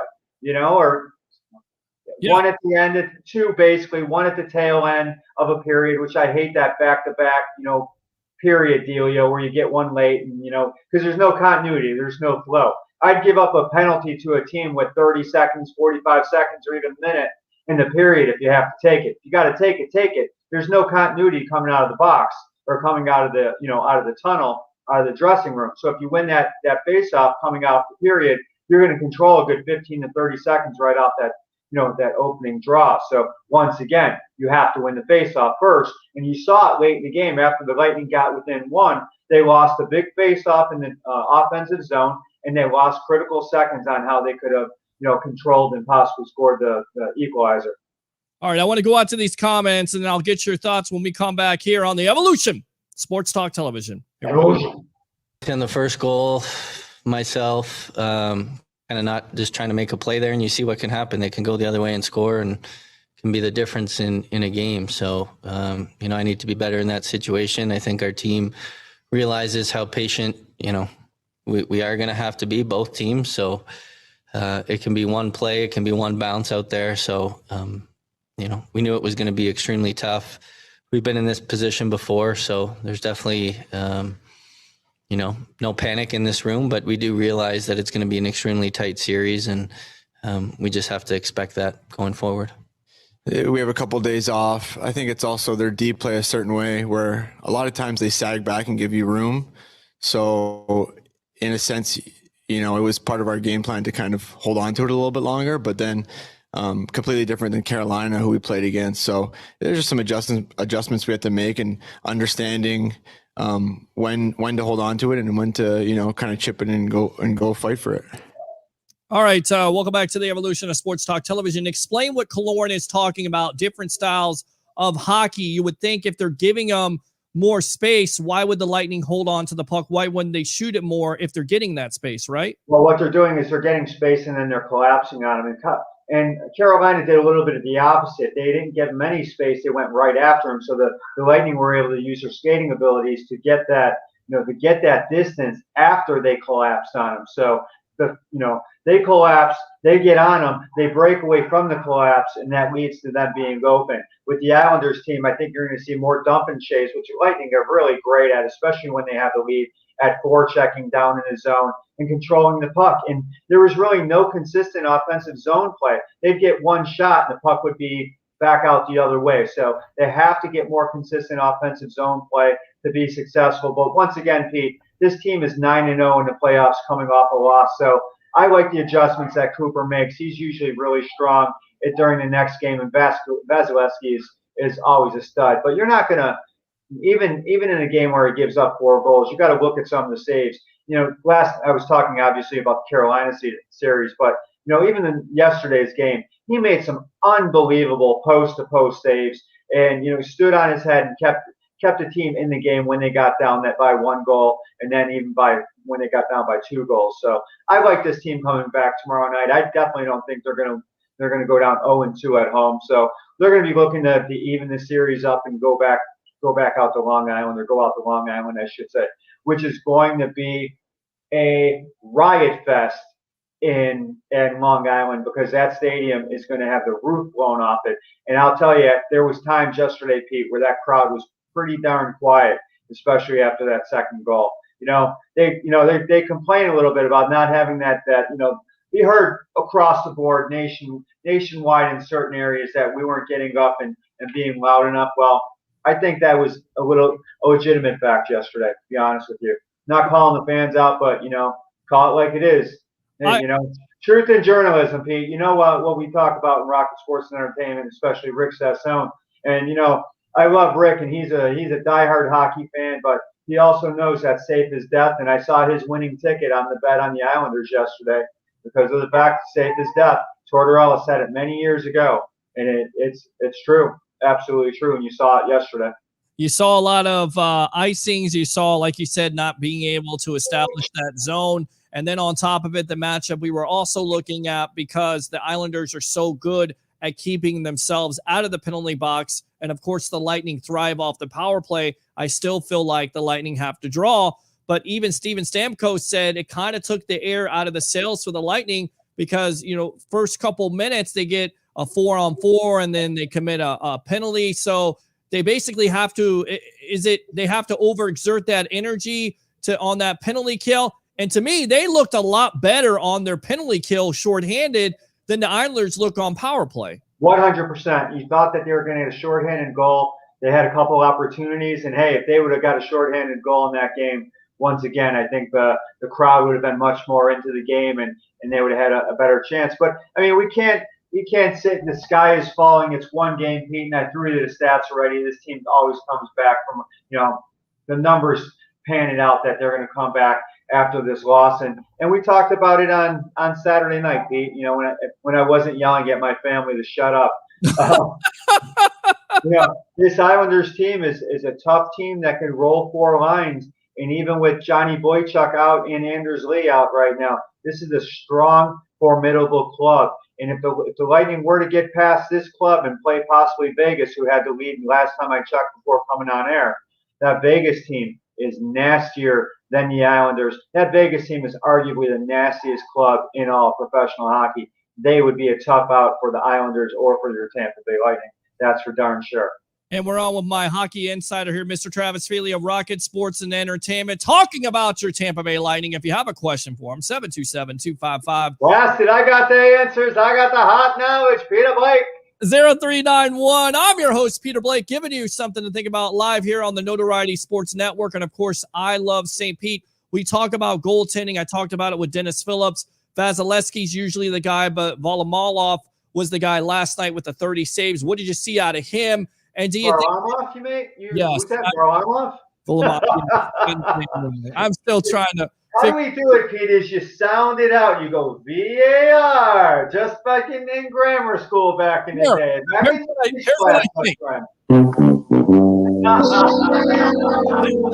this is what I heard on my Facebook timeline when the Lightning lost. Here we go. Oh, no! We suck again! I mean, I had somebody actually text me and say, this team is going to get swept. And I'm like, whoa. Wait a minute. Settle down. The sky is falling, Pete. The sky is falling. Oh. Come on now. You've been paying attention to this hockey team over the last decade. You have a good feeling that this team's not going to get swept. And this series could go 6 or 7 games. And I still like the Lightning in this big time. I like them a lot more than I like the Montreal Canadiens going up against that, like I said, once again, that ruthless Vegas Knights team. But what a goalie matchup over there, Pete. You got, Carey going up against Marc-Andre Fleury. And in this one, you got the 2 Russians battling it out. And I looked over to the other people in the box yesterday, go, wow, we got a Russian battle going on in our hands right now. So it's going to be a tough series, guys, but let's hope that the Lightning come out with a victory and with a series victory, and I like their chances. We got to get those, like I was mentioning before, got to get more shots on goal, guys, from the D-men, and got to be more consistent in the offensive zone. And it was very surprising yesterday, Peter. I just saw that 4th line on the ice a lot in that game, not only in the first and second period, but a lot in the 3rd period. And I was very surprised at that. You're not seeing more of your offensive scorers on the ice in the 3rd period, even more opportunities with double shifting, either Stamkos or Kucherov. And there's times out there, guys, that I'm just not seeing Stammer. I'm not seeing enough of this guy. You can only camp out in the left circle so often. You need more from this guy. You really do.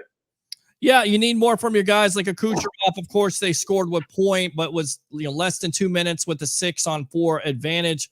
Go ahead and pronounce the goalie's name again. Varlamov.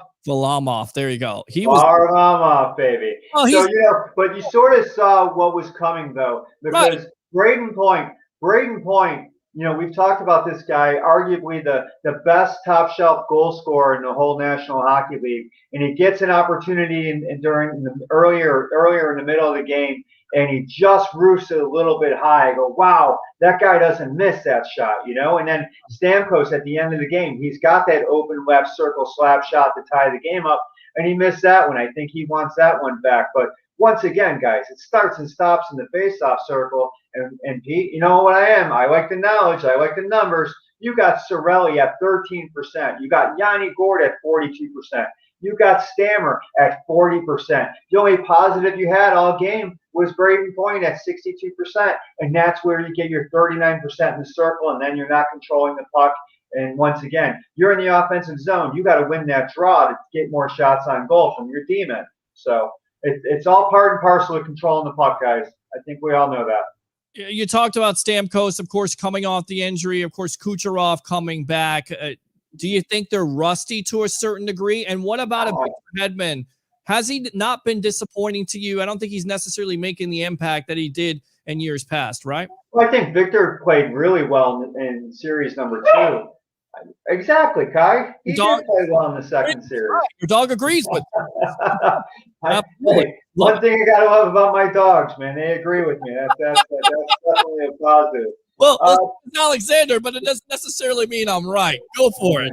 Well, I think a lot of people will agree with Alexander in that regard. But now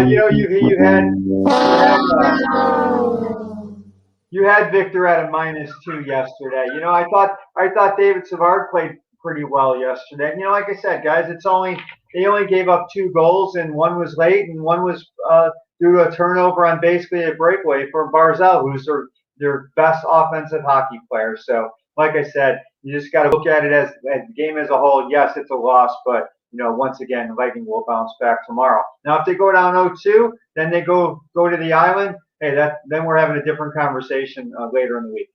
And I think it's almost like a comparison. The Philadelphia Eagles, and they had Veterans Stadium, which was basically a dump, but it was a house of horrors for the Bucks. They could never get past the Eagles.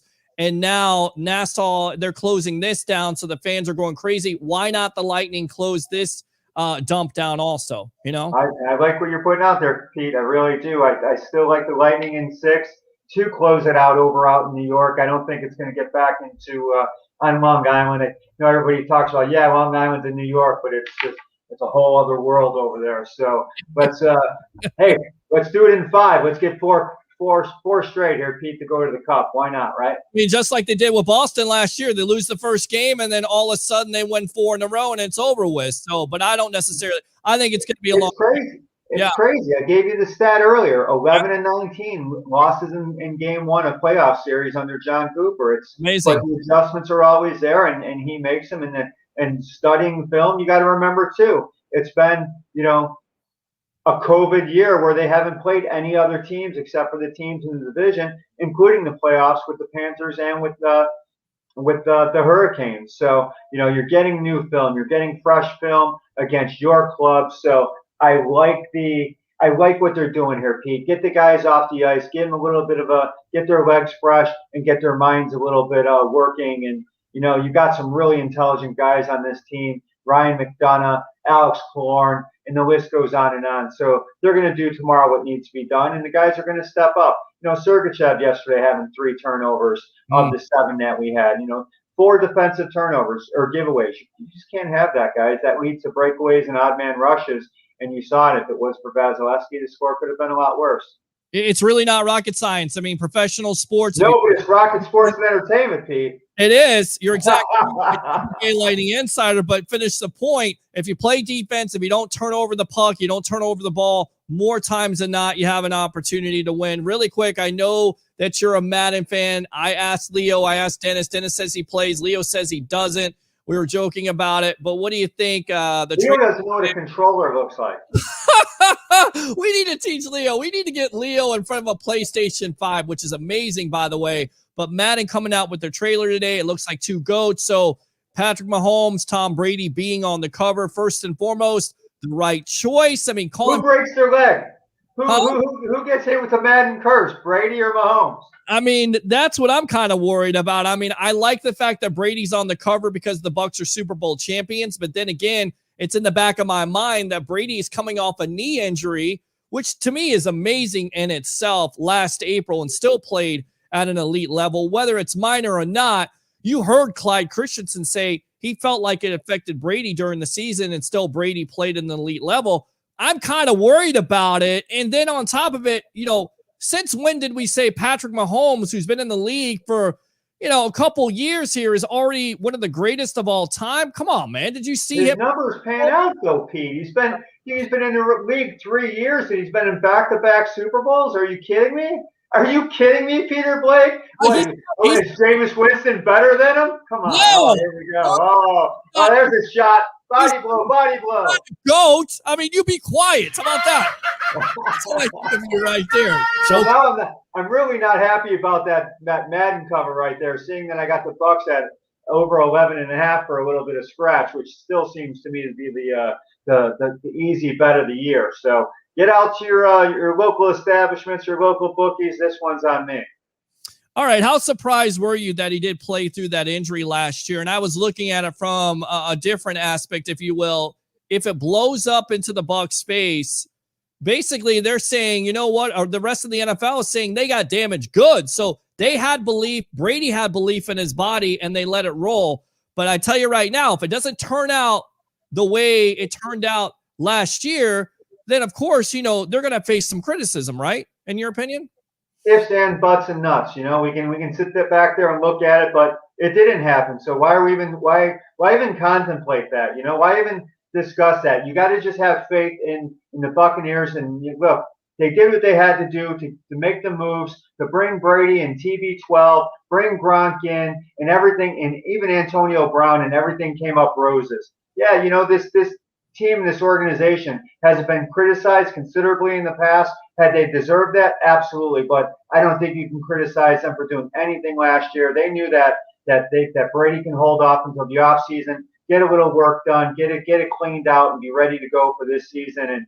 And boy, I like their opportunities, guys. I really do. I mean, you might see a KC and Tampa Bay, you know, rematch in the Super Bowl, and I'd love to see it. Don't get me wrong, I really would. But don't be surprised if San Diego's not there, and maybe a couple other teams out there. But KC still has to be the front runner, especially what they've done in the offseason, shoring up that offensive line, and not only, you know, shoring it up, but getting some really, really top quality players to keep, you know, Patrick Mahomes healthy and shore up. And you saw what happened in the Super Bowl. If that offensive line is healthy, I would like their chances a little bit more. I love the Buccaneers in that Super Bowl. Absolutely love them because, you know, if you can get to the quarterback and your defense plays well, we all know what the moniker is. Defense wins championships. You're absolutely right. And you're a Chicago Bear fan, also around the NFL correspondent here on the Evolution of Sports Talk Television. What do you make of the Aaron Rodgers situation? Is this going to get worked out eventually? Is he going to get traded? I mean, it seems like a standoff that eventually Rodgers has all the leverage at this point.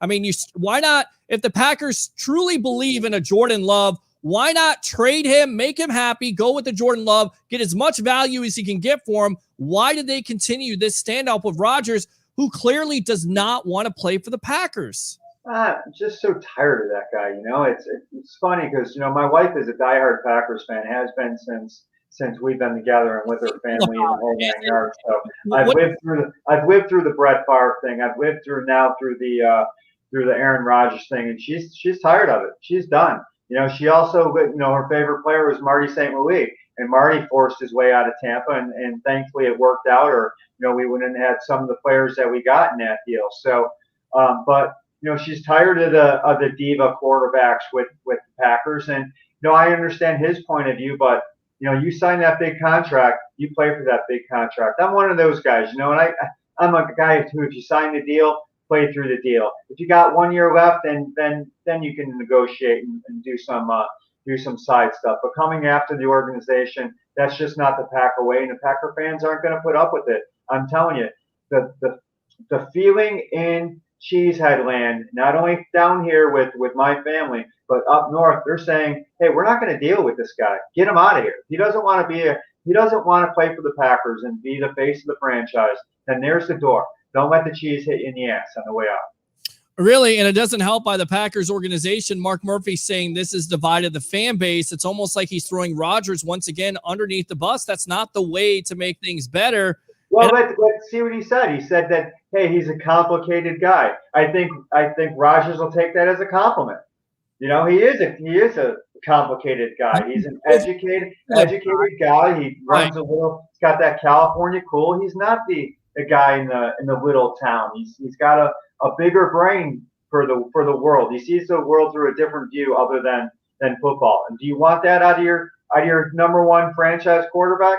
Some say they do, some say they don't. And, you know, I think him not going to minicamp showed a lot, but it's not like he needs the money. They can find him all day. But let's see when training camp opens, if he's there, and then you're going to see everything. But you also got to remember, Pete, you're looking at a monster salary cap, and I think the Packers would take a big hit if they let him go. So would they go after Rodgers for the signing bonus, et cetera, et cetera?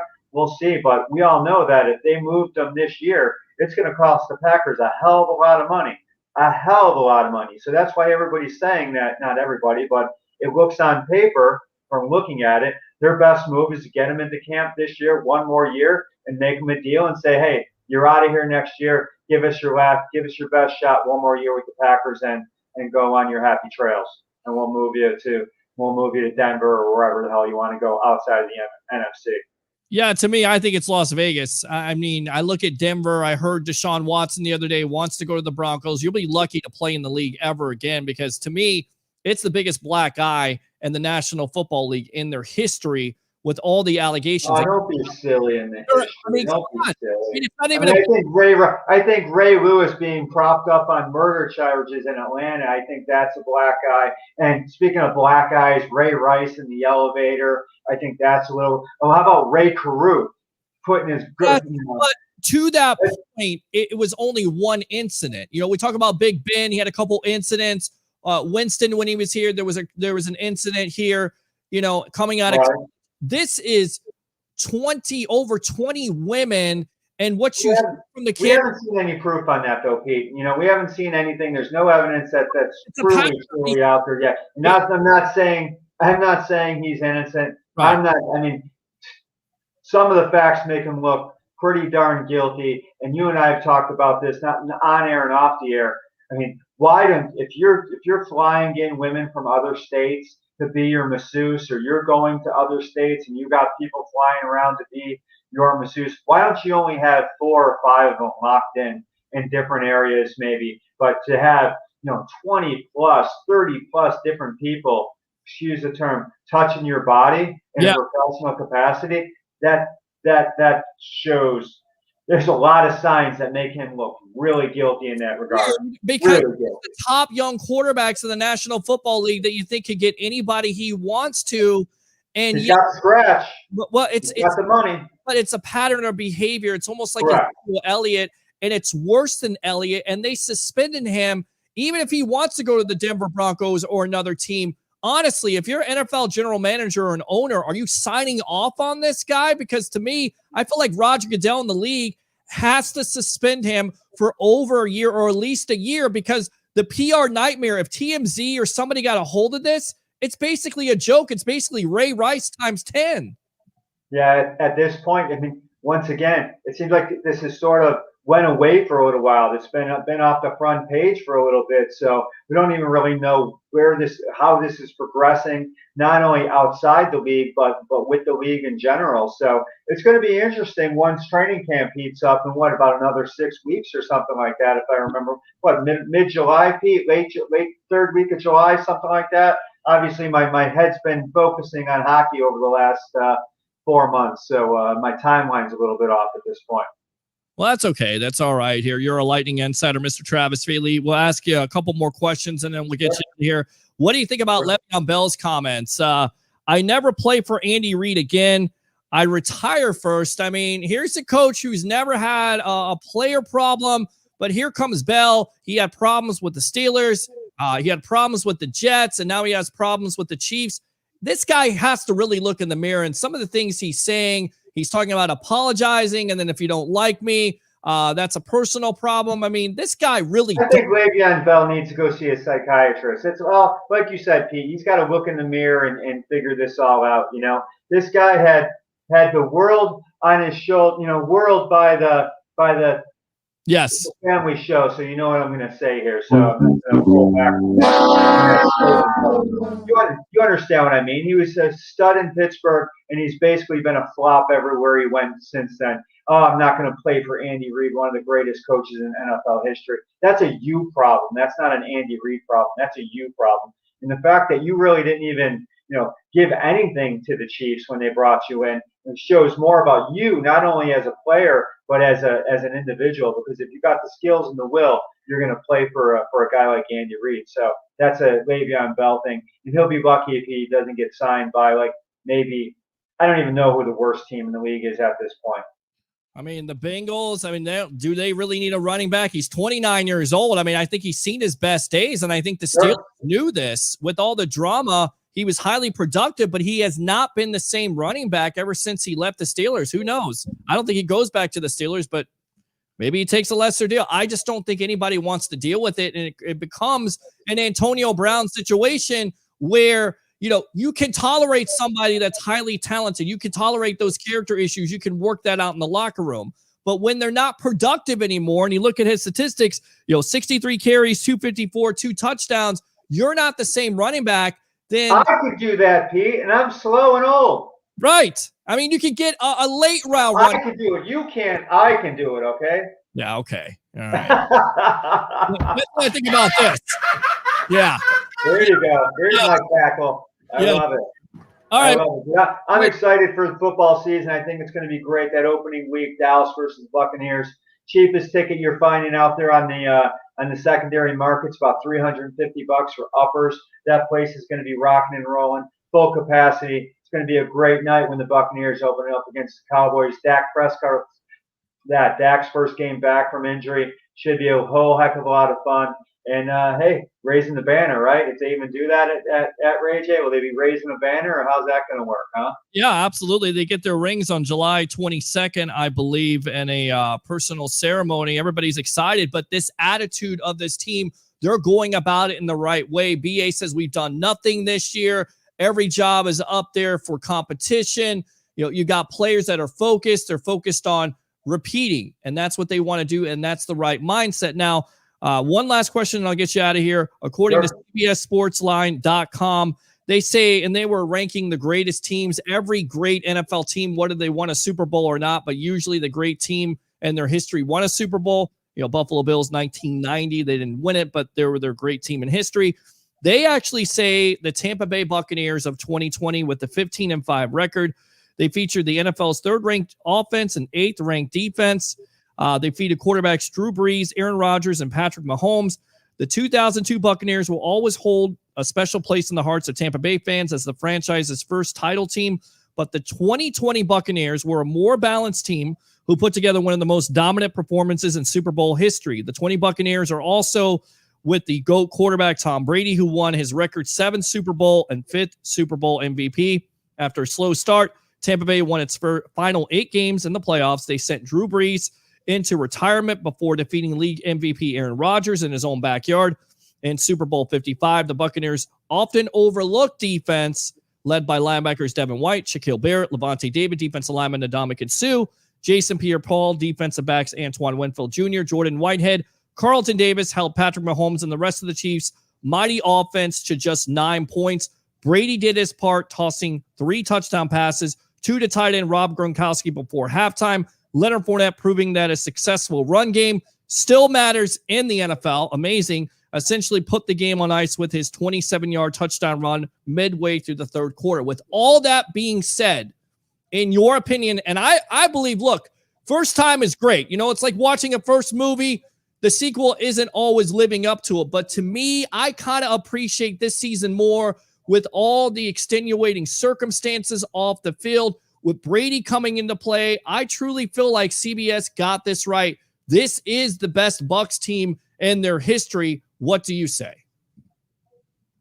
I'd probably have to say that. I mean, you just look at what Jason Licht did in the offseason, bringing in all those players. I mean, you had 4 or 5 guys that truly were top flight additions for this club. And did they make big contributions throughout the whole season? No, but when the proof was in the pudding in that Super Bowl run, they were all there, and they all contributed big time from AB to Gronk, obviously to Brady, even Leonard Fournette, and the list goes on and on. The guys that Jason Licht brought in. So absolutely, you had the COVID situation, and granted that the games are a little bit different because of the lack of fans in the stands, but you're still going through all these different machinations of issues throughout the year. You got this guy's on the COVID list, this guy's not. You're just worried about different travel situations.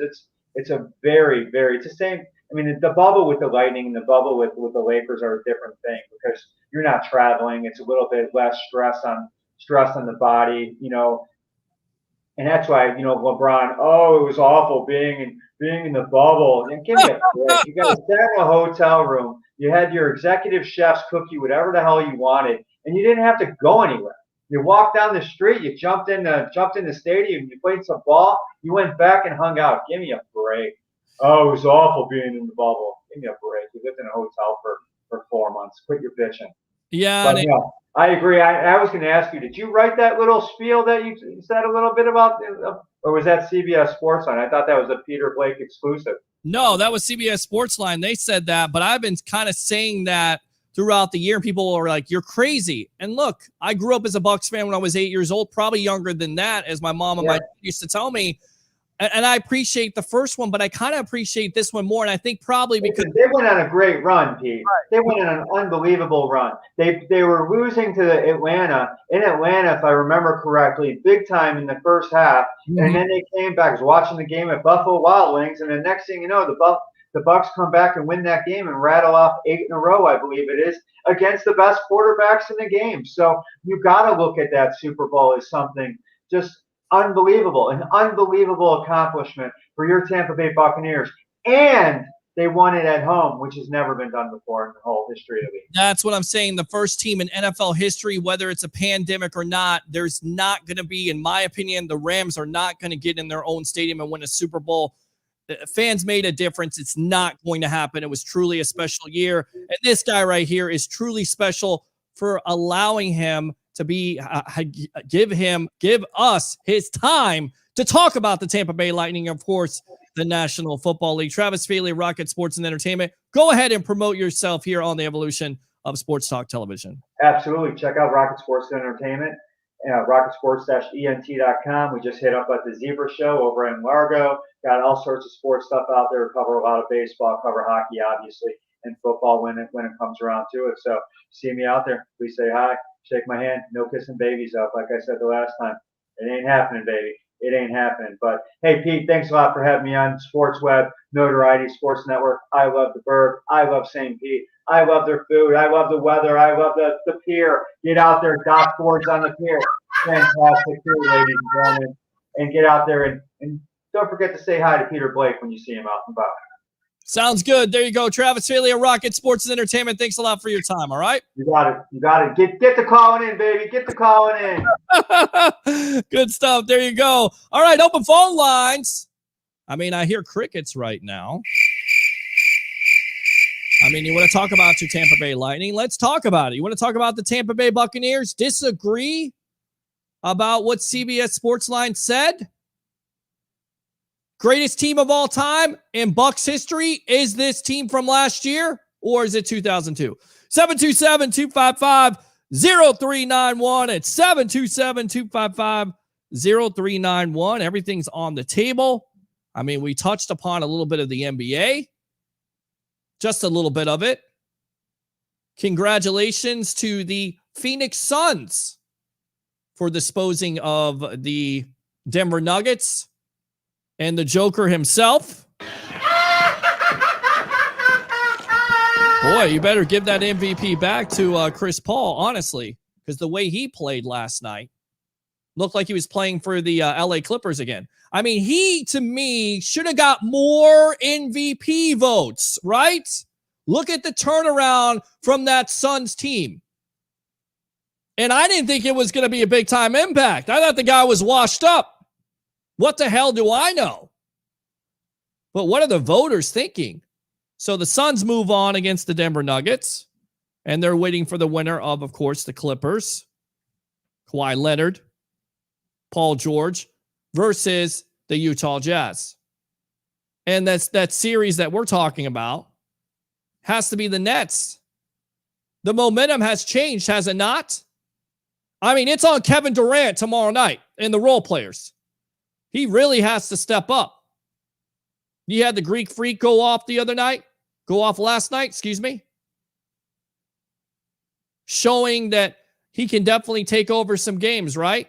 But it looked like the Nets had that game in the bag, and then you lose Kyrie Irving, and you lost James Harden. And that's a problem. They're going to be ruled out, so we're going to see what this Nets team does because they were my favorite. They were my pick. I don't know what's going on with the Hawks and the 76ers. I got to host a show. 727-255-0391 and 727-255-0391. Let's go out to the comments. It was kind of a sloppy game by the Lightning. We talked about that, absolutely. What's up, man? I tuned in. I'm finally home. Welcome. Let me go ahead and fire those cannons for you. That's easy. Mahomes is more athletic, but Brady is the GOAT. Always remember, defense wins championships. And I think we use that term loosely a lot, right? It goes back to basketball, that stupid debate that we always have. You know, you kids want it. You kids want LeBron James to be the greatest of all time. When we know the old heads watching the National Basketball Association know that Michael Jordan is the greatest of all time that played in the great era. You know, I feel like that's kind of being loosely used with the Mahomes. Like, I'm not denying what he's done as a young kid. It's unbelievable. 2 Super Bowls in 3 years, but he's not the greatest of all time. I get it. I know what EA's trying to do. Trying to capture a young audience, also trying to capture an older audience, I guess. Boy, they need to improve that gameplay, though. I mean, it stinks. It's the same gameplay. I love Madden, but it stinks. It needs to get better. They need more competition. But I understand. I just don't understand the whole GOAT thing. I think it's loosely used a lot. We'll use that GOAT thing. LeBron James, greatest of all time. Your opinion, not mine. I'll never say that. I knew who the greatest of all time is.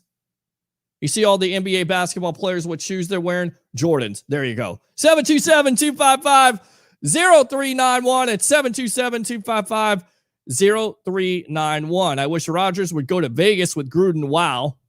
That's my pick. You must be watching the show. Good stuff. I think it's eventually going to happen. I just don't know what that situation, how long it's going to last. And with Murphy coming out the other day for the Packers organization saying the fan base is divided, you're pissing that quarterback off. I keep on talking about it over and over again. He's your franchise quarterback. You got to treat him better than what you have been. You're taking him for granted. You've got to get him weapons. I get it. He has a plethora of weapons, needs more. And why are you drafting a quarterback when the guy is in the prime of his career? I understand it. I get it. I understand the frustration. It always goes back to the relationship in sports. You take somebody for granted. You don't do everything you need to do, and they're out the door. That's what's going to happen. That's what's happening right now. It's great for the NFC North. If you're a Chicago Bears fan, you're loving it. Because if Rodgers is out off of that team, division wide open.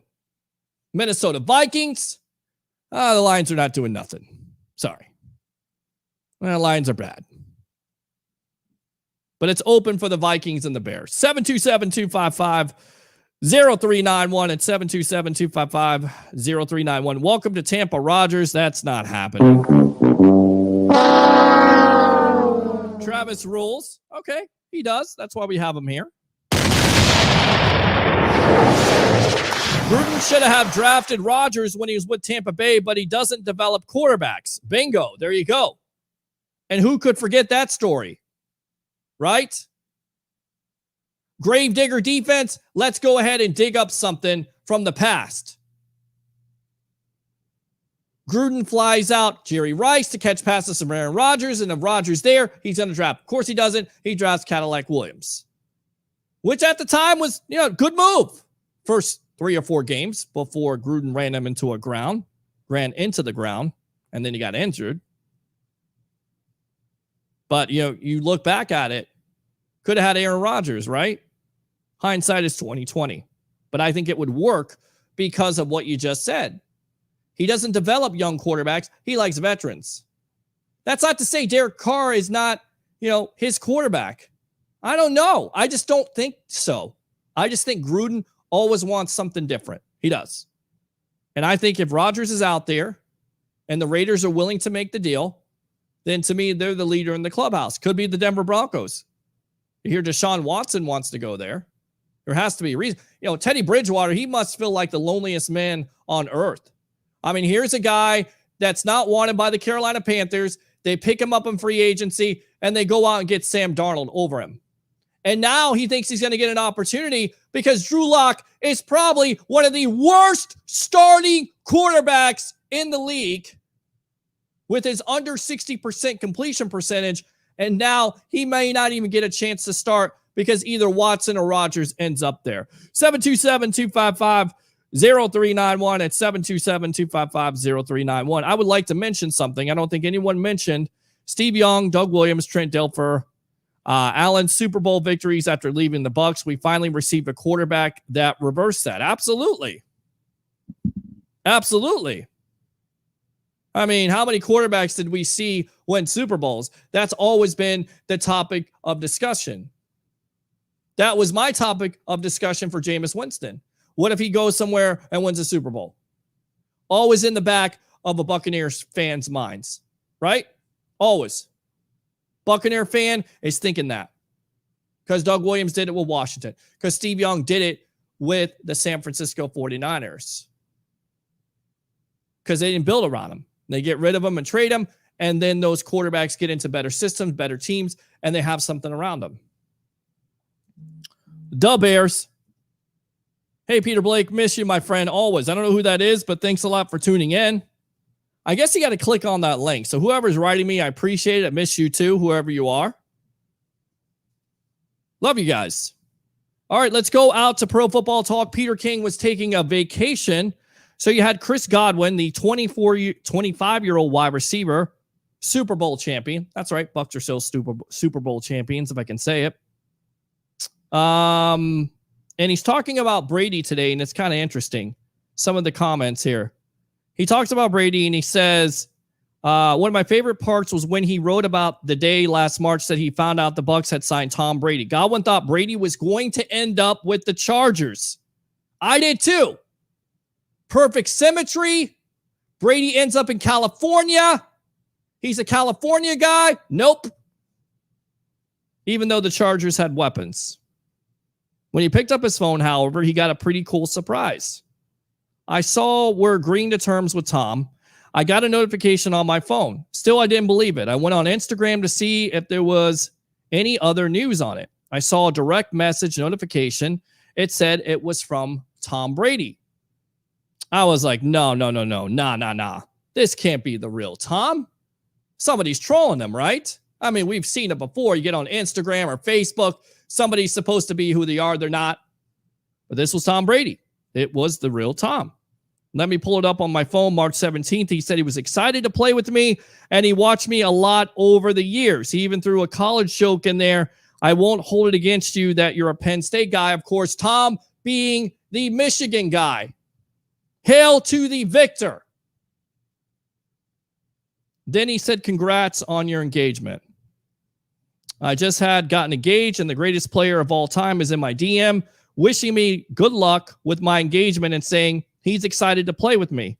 That was just shocking to me. I got drafted by Tampa Bay, never thinking I ever have a chance to play with Tom Brady. And now, in the prime of my career, he's going to be my quarterback. That's pretty cool. Of course, Godwin ended up giving up his number 12 jersey to Brady, and the two made a number of big plays together during the Super Bowl run. Wonder why he gave up his number? There you go. It's taking the initiative. That's the reason why Tom Brady is the greatest of all time. That competitive fire, the attention to details. I watched you when you're playing. He knew when he came to Tampa Bay what kind of weapons he had around him. Tabitha Young, laugh out loud. Love you, bro. Love you too. Jason, thanks a lot for tuning in. Appreciate you. Go ahead and fire those hands. Love you, Tabitha. So I thought that was interesting today from Chris Godwin. Some other things you found out about Godwin. We talked about Trevor Lawrence and the Stephon Gilmore. You're more than welcome to give me that. I want to find those comments from, I'll tell you what we're going to go ahead and do is take a quick commercial break. And then when we come back, we'll come back with those Godwin comments here on the Evolution of Sports Talk Television on the Notoriety Sports Network, and I love St. Pete. It's the Sports Web. I'm your host, Peter Blake. Keep it locked.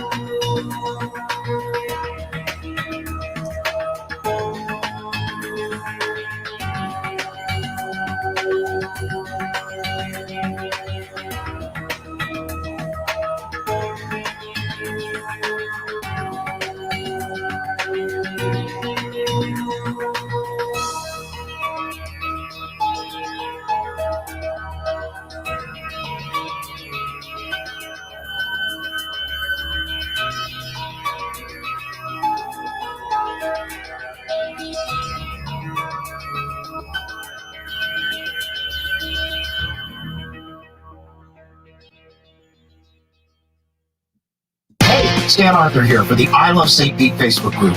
If you're a business owner looking to connect with tens of thousands of potential new local customers, you owe it to yourself to get enrolled in our Key Tag Rewards program.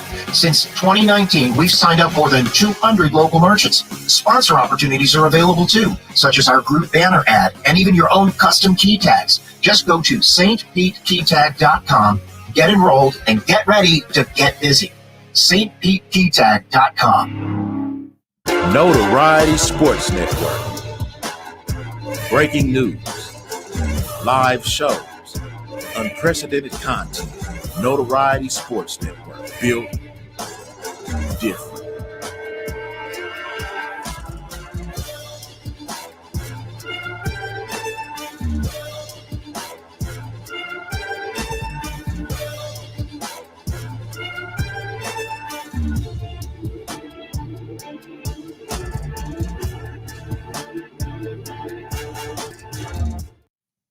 All right, welcome back to the evolution of Sports Talk Television here on a Monday night on the Notoriety Sports Network, and I love St. Pete. It's the Sports Web. I'm your host, Peter Blake, giving you something to think about. Want to read these comments, and then we'll take some phone calls, and if we can't get any phone calls, we'll end it off for the night. Last update on the Rays game, it was 3-2. I don't know if that's changed, but I definitely want to see the ending of it. This is what Godwin had to say on Pro Football Talk. Also, I start at the beginning 19 years ago in a little town in a little state, Bear, Delaware. I was 6 years old, signing up to play football for the first time in the fall of 2002. I played in Newcastle County Little League. They had these rules. If you were 65 pounds or less, you could play anywhere on the field. 70 pounds or less, the only position you could play where you touch the ball was tight end, and 75 pounds or more, you couldn't touch the ball. I was one of the heavier kids because I was so tall for my age. So my first 3 or 4 years, I was a lineman on offense and a linebacker on defense. My entire game was centered on the physicality of football. I love being physical. Everybody wants to have the ball in their hands, but those first few years for me, it was all about the team. All about winning, the physicality, the winning. That's what really sparked the love of the game for me. Not scoring, not the offensive glory. I think there was really good for me because since then, football for me has been about the team and the winning, not about stats. There's a point here. There's a reason why I read all this, because this absolutely shows you the kind of teammate, the kind of player. He's not a Le'Veon Bell. He's not selfish. And then you put into context, he took the 1-year contract when most likely he didn't have to. He could have went to somewhere else. He could have went to a god-awful franchise like the Jets, who are rebuilding, but they're god-awful, or the Jaguars for more money. He didn't. This statement shows you everything you need to know.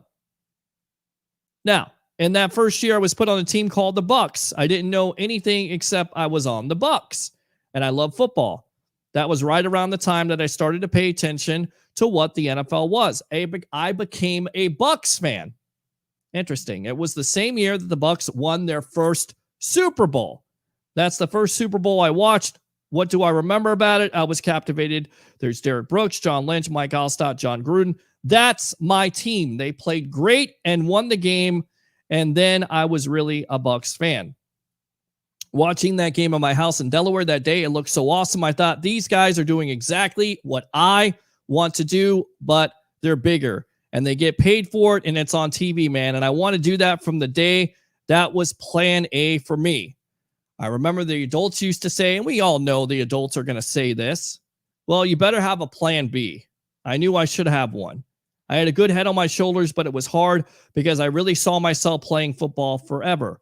When I was playing organized ball, I was touching the ball, but when I was playing with my friends, I always wanted to be the receiver. I just had the natural skill of catching the ball, and I would try to make the hard catches I see Randy Moss and Terrell Owens and Chad Johnson making. I thought that was interesting because not only did the guy grow up and want to be a wide receiver, but of course he's one of the top wide receivers in the NFL, and he was a Bucks fan. How many people can say that? How many former NFL football players could say they like the Bucks? So I thought that was cool. I did. Maybe I made too much of a big deal about it. All right, let's go on to Jason. First question Brady asked when he came to Tampa to talk to us, he asked, is Mike Evans a good person? Mike Evans is a good person. What do you think that means? Well, he values character. It's not just about athleticism. It's about character. And some people will kill Brady because he'll give Brown a chance, but Brown is so supremely talented and he gets the most out of the guy. So, and Brown made a difference, right? He makes players around him better. That's what it means. All I have to say about Godwin is if he went to another team like Green Bay, it would change that offense dramatically because he's not a number 2 wide receiver in the NFL like he is on the Bucks. He's a number 1 wide receiver and could be a number 1 wide receiver for a god-awful team or even for a good team. Any team in the National Football League besides the Bucks because of Mike Evans. That's the greatness that you have on this offense. So with that being said, let's go ahead and wrap it up. Thanks a lot to the great Dennis Phillips of ABC Action News, the legend himself, Mr. Leo Haggerty, former Coach Scout and now media member of Night Sports Productions, and of course, my Tampa Bay Lightning insider, Mr. Travis Faley of Rocket Sports and Entertainment. We'll be back this week on a Friday night here on the Evolution of Sports Talk Television live on I Love St. Pete and the Notoriety Sports Network. I have become notorious for saying this, so let me say it again. And in case you don't know it, let me remind you. Bring your passion, bring your excitement. Just don't bring any nonsense. I'm your host, Peter Blake. Have a great night.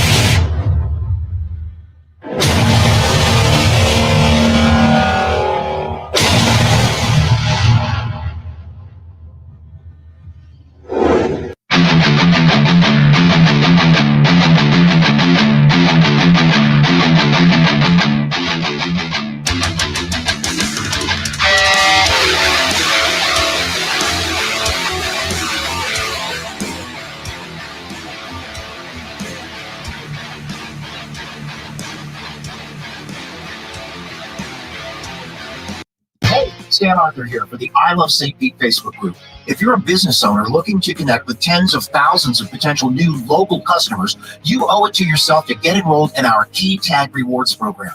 Since 2019, we've signed up more than 200 local merchants. Sponsor opportunities are available too, such as our group banner ad and even your own custom key tags. Just go to stpetekeytag.com, get enrolled, and get ready to get busy. stpetekeytag.com. Notoriety Sports Network. Breaking news, live shows, unprecedented content. Notoriety Sports Network. Built different.